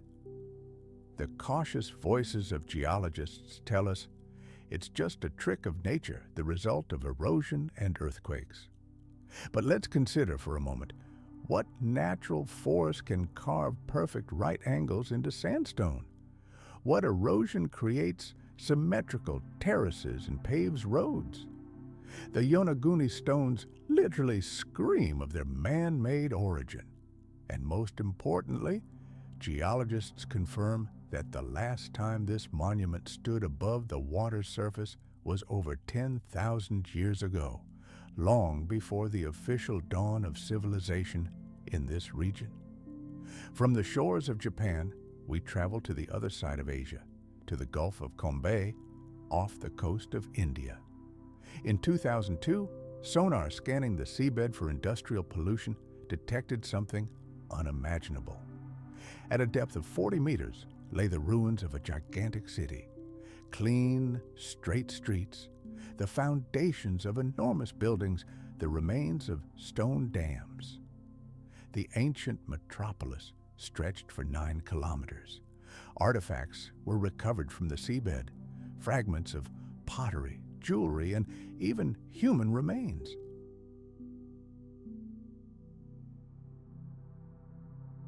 Radiocarbon dating revealed a shocking date, 9,500 years. This is 5,000 years older than any known urban civilization in India. What is this ghost town? Why is there no mention of it in ancient Indian texts? Perhaps because these texts were written after the great city had disappeared forever beneath the waves. Could these ruins be the legendary city of Dwarka, the capital of the god Krishna, which, according to the Mahabharata, was swallowed by the ocean? Japan, India, the Mediterranean, the Caribbean, all over the world, scuba divers and deep-sea vehicles are finding the same things. The ruins of ancient roads, the remains of port facilities, fragments of walls and buildings, all of them lie at great depths. Let's dive into the depths of the sea, to areas of the seabed that were once thriving land before the end of the last ice age, before that monstrous catastrophe, the imprint of which is forever frozen in the geological layer known as the black mat. Imagine that these are not scattered random stories of sunken cities and ports. No, before us are fragments of a single, grandiose and tragic mosaic. These are fragments of a picture of the entire world that existed before the Great Flood, a world in which thriving coastal cities, hubs of commerce, science, and culture bore the first most devastating brunt of the elements, they found themselves on the front lines of this apocalyptic war with nature.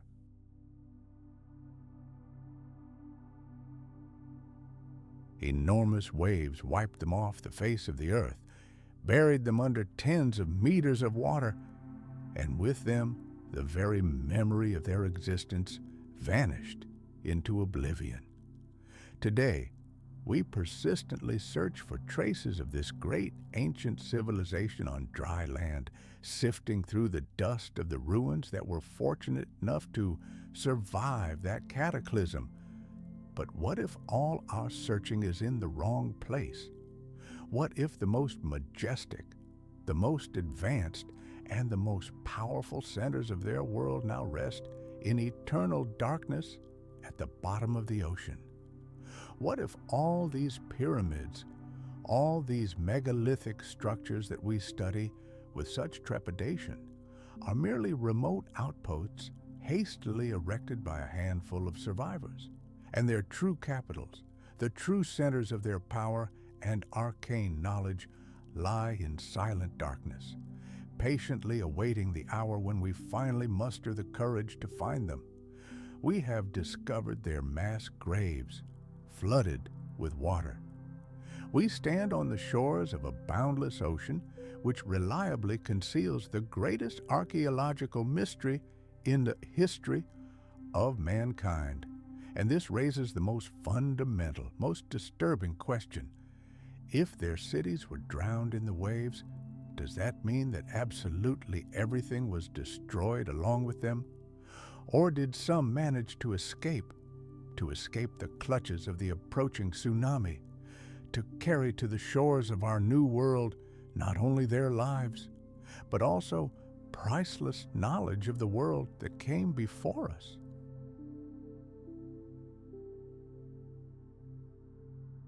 We stand at the edge of their watery graves, looking out over the ocean that conceals the central secret of our history. But if entire cities could simply disappear beneath the waves, could the same fate befall an entire civilization? Could an entire continent drown? A single name has haunted humanity for millennia. One word that has become synonymous with lost paradise and cosmic catastrophe: Atlantis. We are constantly told Atlantis is nothing more than a beautiful fiction, an instructive and elegant myth concocted by the great philosopher Plato.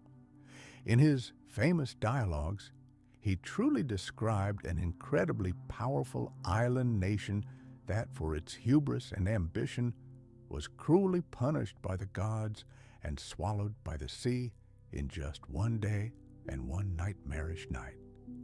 It is generally believed that this is merely an allegory, a warning to Athens about the dangers of imperial ambitions, a convenient philosophical parable that has no basis in reality.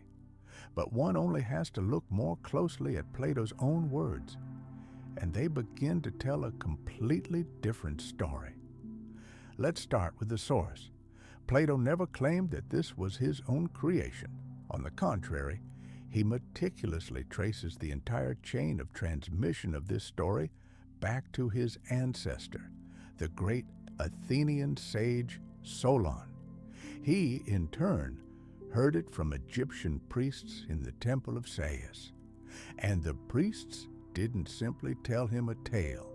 They showed him their sacred texts, thousands of years old.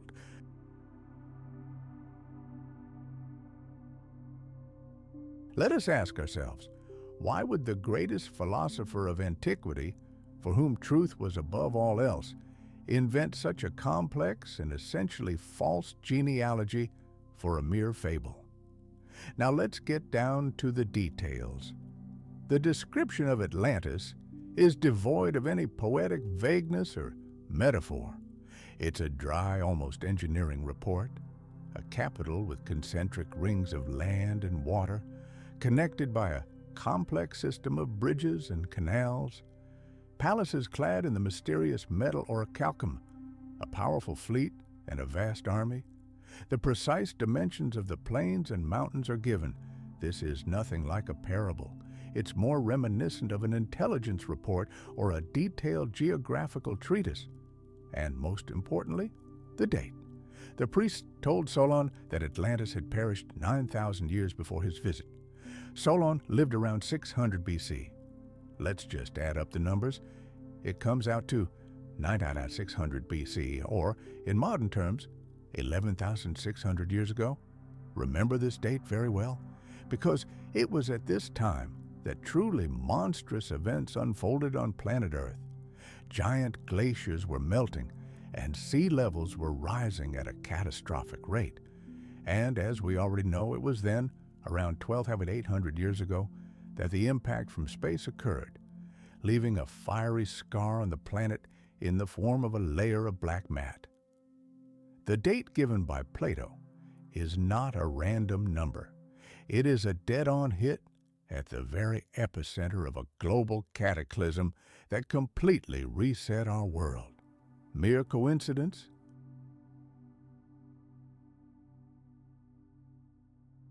We search for Atlantis as a single island, a single sunken city. But what if we're looking in the wrong place and, more importantly, for the wrong thing? What if Atlantis isn't the name of a place, but of an entire civilization? That same global maritime culture whose submerged outposts we now find all over the world, from Yonaguni in Japan to the Gulf of Cambay in India. A civilization that left us a map of an ice-free Antarctica and built Göbekli Tepe as a gigantic memorial to its own demise. Plato places her island beyond the Pillars of Hercules, that is, in the Atlantic Ocean. Indeed, modern maps of the ocean floor show us the gigantic underwater plateau of the Azores Islands there, the summit of the mid-Atlantic ridge. Could these islands have been the last surviving mountain peaks of a vast continent that sank beneath the waves as a result of a tectonic catastrophe triggered by a comet impact? The myth of Atlantis is more than just a bedtime story. It is a miraculously surviving fragment of the archives of a lost world. It is the clearest, loudest, and most compelling evidence that we are not the first. Before us, there was a civilization that reached incredible heights and was wiped off the face of the earth by a force it could neither foresee nor stop. We have found its grave in the ocean depths and the precise date of its death in a layer of ash.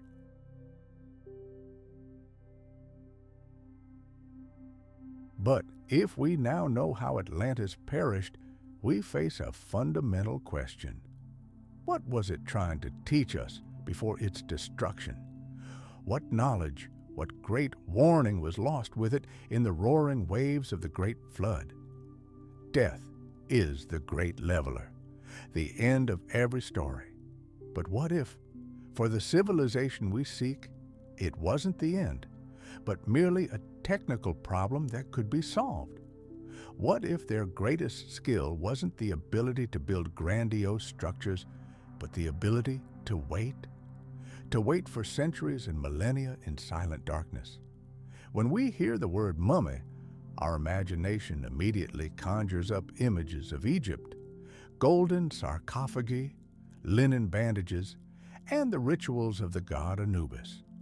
We're told it was a complex religious cult designed to preserve the physical shell for the soul as it journeyed beyond the grave. Priests removed internal organs, dried the body with salts, and swaddled it in dozens of meters of cloth. It's a story about the triumph of faith over decay, and this story sounds perfectly logical. That is, until we examine the bodies themselves, because they tell a completely different story. Our journey begins not in the Valley of the Kings, but on the arid coast of Chile, among the remains of the Chinchorro culture. Here, in the Atacama Desert, archaeologists have discovered the oldest mummies on the planet. They are over 7,000 years old, a full 2,000 years earlier than the first tentative experiments in embalming in ancient Egypt.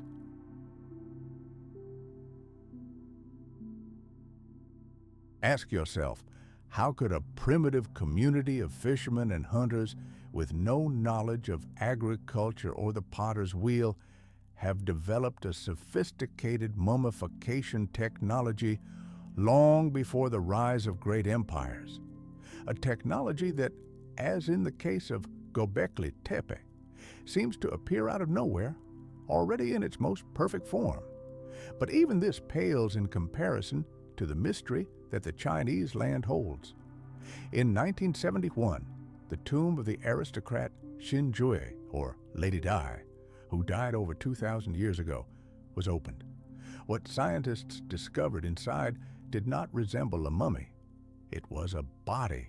The skin retained its elasticity, the joints were mobile, and in her veins flowed liquid blood. This was not desiccation with salt.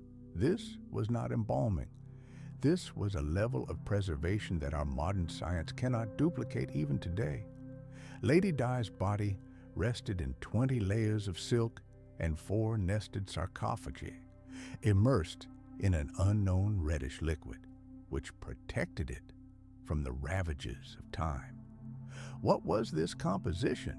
Where did such knowledge come from in ancient China? We're seeing more than just a ritual. We're seeing a technology that was global and incredibly ancient, a technology that poses entirely new, stunning questions. Why? Why such inhuman, titanic efforts to preserve the body in a state as close to life as possible?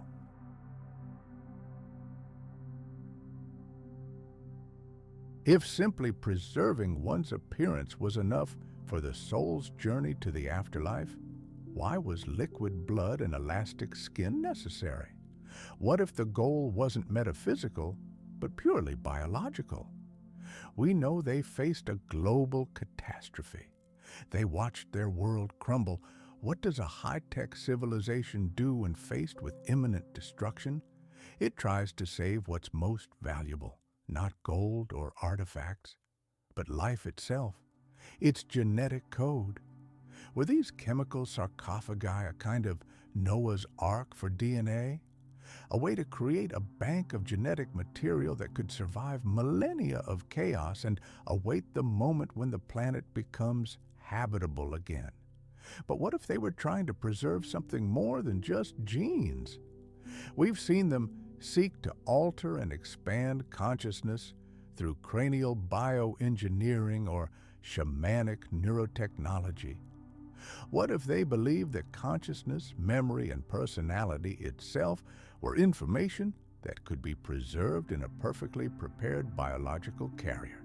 Then these aren't tombs. They're time capsules, dormant terminals awaiting a wake-up call. We search for their legacy in stone and on the pages of ancient parchments. What if their most important message, their greatest library, is themselves? We searched for those who survived the sinking of Atlantis to become teachers of a new humanity. But what if there was another plan for salvation, not to flee the catastrophe, but to wait it out?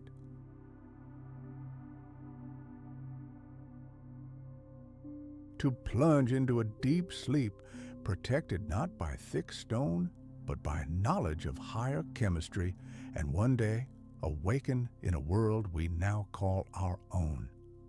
We've seen their technology. We've seen their ghost cities and sunken capitals. We've even found their murder weapon fallen from the stars. But to send a message across millennia, through floods and firestorms, what do you choose? Stone? It crumbles. Parchment? It burns. Metal? It rusts.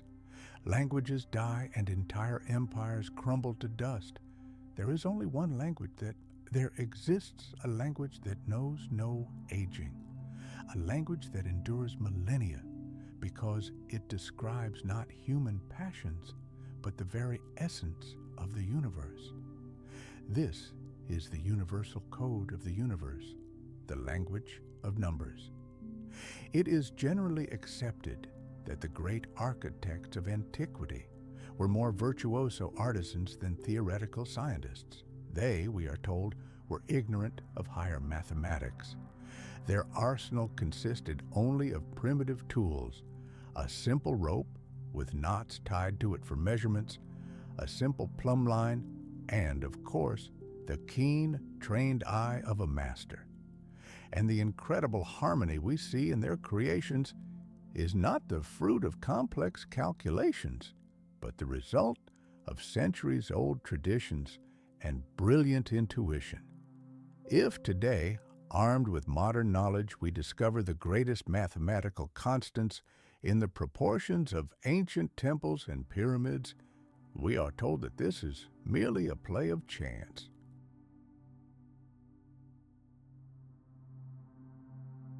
A beautiful coincidence that our number-obsessed mind finds where none was intended. But something about this neat theory raises doubts. Let's return to the starting point of our journey, to the foot of the Great Pyramid of Giza. Only this time, we'll set aside all the debates about how the multi-ton blocks were moved and the methods used by the builders. Our main tool today will be a simple calculator, and the very first, simplest mathematical operation will yield a breathtaking result.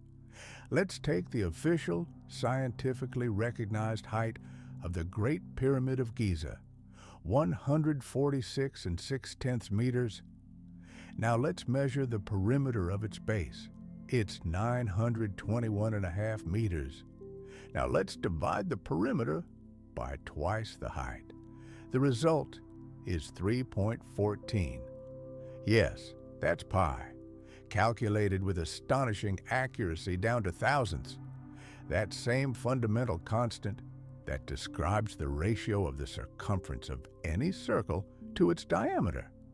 Officially, Archimedes would only be able to calculate it 2,000 years later. Just a coincidence? Okay, then here's another one. If we imagine the pyramid as a scale model of our planet's northern hemisphere, its height would symbolize the Earth's radius, and the perimeter of its base would represent the length of the equator.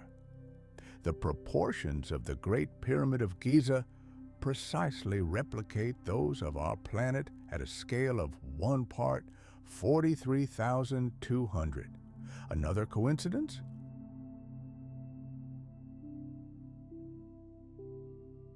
But how could people living in the Stone Age have such precise geodetic knowledge of the planet? Now let's move from the sun-baked deserts of Egypt to the very heart of Western civilization, the Acropolis of Athens. Before us rises the Parthenon, an eternal symbol of harmony and architectural perfection. We are assured that its unearthly beauty is the result of an intuitive search for ideal proportions. But let's put our textbooks aside again and trust a calculator. Divide the width of the Parthenon's facade by its height. And what do we get? 1.618 thousandths. This is phi, the famous golden ratio, the divine proportion that we see everywhere in the world around us, in the curve of the nautilus shell, in the arrangement of sunflower seeds, in the spiral arms of distant galaxies. Two of the greatest constants of the universe. One describes the geometry of the cosmos, the other, the laws of life itself, and both are forever encoded in the stone of two of the greatest structures of the ancient world. How many more such coincidences do we need before we dare admit the obvious? This is not a coincidence. This is a message. They possessed knowledge of astronomy, geology, and physics that seems incredible to us. They foresaw the coming catastrophe. They understood that their world was doomed. They knew that all their priceless texts, all their great libraries, would be reduced to dust.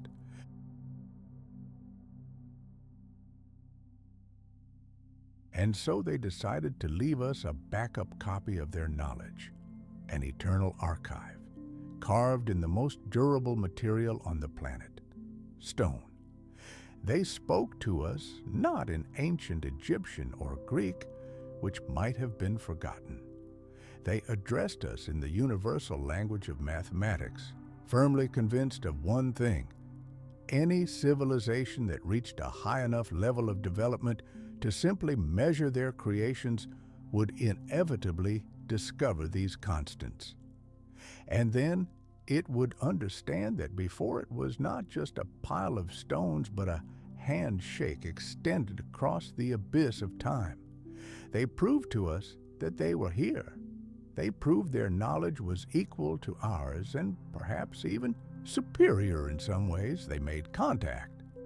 But every message must have content, and this is merely the cover, merely proof that the author was intelligent.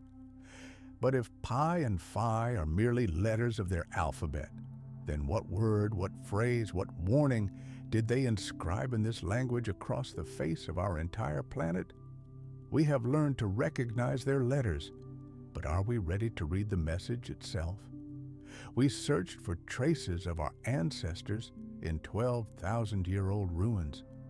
We plumbed the ocean floor in search of cities swallowed by the waters after a great cataclysm. Our entire investigation centered on this event, on that fateful line that divided their world from ours. But what if we've been looking through the wrong end of the telescope all this time?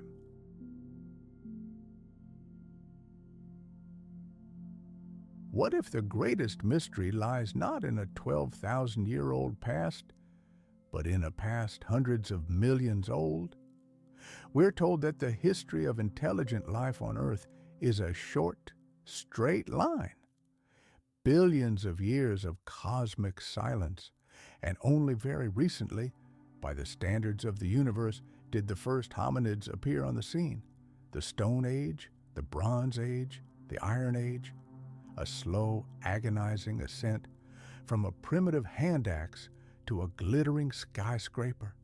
Each era obediently leaves its mark in the geological strata: bones, pottery shards, spearheads.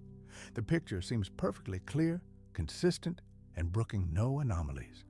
But look closer, and the very stones beneath our feet begin to tell a completely different story. In 1936, in the small town of London, Texas, tourists discovered a strange stone. It was an ordinary piece of rock with a splinter of wood protruding from it. When geologists uncovered the monolith, they were literally speechless with amazement. Immovable within the stone was an iron hammer, virtually indistinguishable in appearance from a modern hammer. But the difference wasn't its shape, but its age. The hammer was completely encased in rock that formed during the Cretaceous period. This stone is over 100 million years old. This was a time when dinosaurs still roamed the earth. Mainstream science offers two explanations.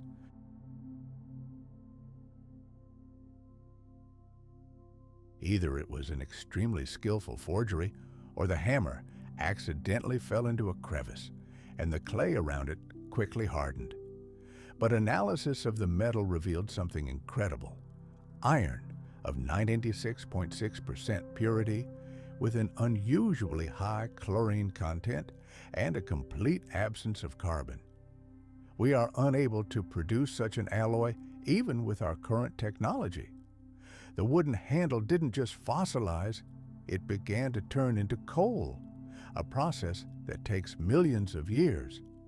Ask yourself a simple question: whose hammer could have fallen into the mud 40 million years before the last dinosaur went extinct? If this discovery is a powerful blow to our chronology, then the next one is the coup de grace. 1968, Utah. An amateur collector named William Meister splits a slab of shale, and on one half, he sees something that simply cannot exist. It's a perfect boot print, a clear, recognizable shoe print with a heel that crushed a trilobite. Trilobites were among the first complex organisms on our planet. They completely disappeared from the face of the earth 250 million years ago. And the shale itself, in which this incredible print is frozen, is over 500 million years old, 500 million years. In that distant era, life was only just taking its first tentative steps from the ocean to land. But someone was already walking across this ancient mud in boots. These aren't just artifacts, these are ghosts.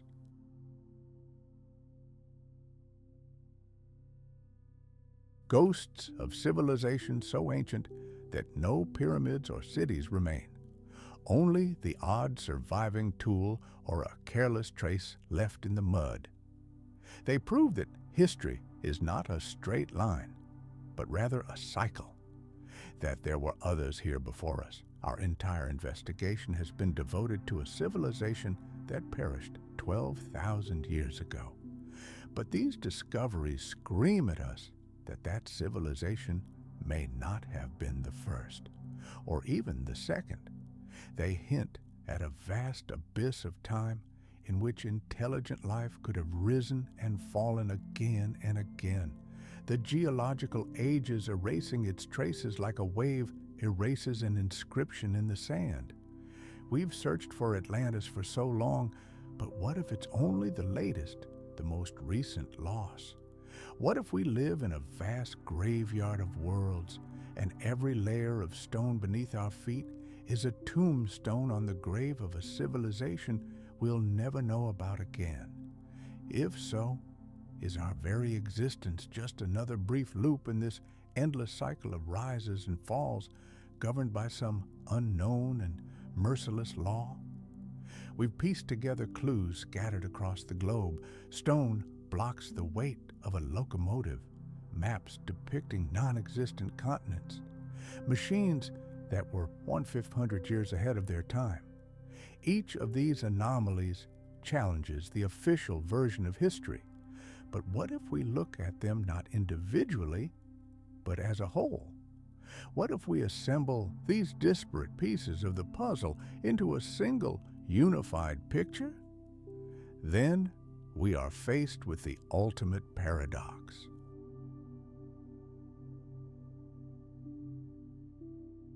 Human history, as we are taught, is a tale of slow, agonizing progress.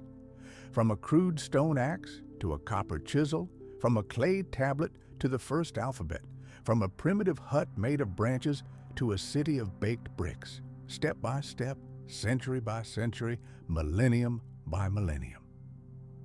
This is the logical and consistent ladder by which we have climbed from the darkness of primeval ignorance to the light of knowledge.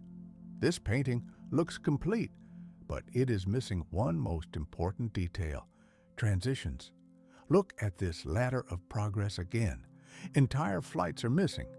We see primitive stone tools, and then, without any preparation, we see the cyclopean blocks of Baalbek, dressed and laid with a precision that staggers the imagination. But where are the traces of the evolution of this craft? Where are the quarries where the ancients learned, leaving behind dozens of broken, unsuccessful smaller blocks before attempting 1,000-ton monoliths? They simply don't exist. We find the bones of hunter-gatherers.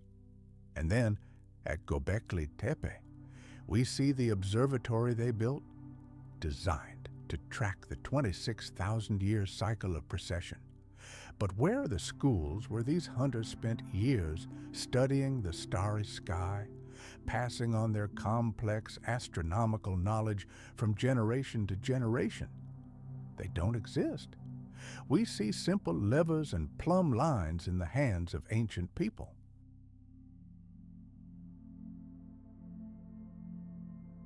And then, in the hold of a sunken ship, we discover the Antarctica mechanism, a true analog computer, the complexity of which European civilization won't be able to replicate even in 1400 years. But where are the workshops filled with simpler devices with 2 or 3 gears, which inevitably preceded this marvel of engineering? They're gone too. Wherever we look, we encounter the same thing, a vast, gaping chasm between the supposed capabilities of ancient societies and their actual material achievements. This is a great divide, a technological leap that simply cannot be explained by smooth, gradual evolution. How then can we explain this sudden, almost vertical rise? What if we've been reading history backwards all this time?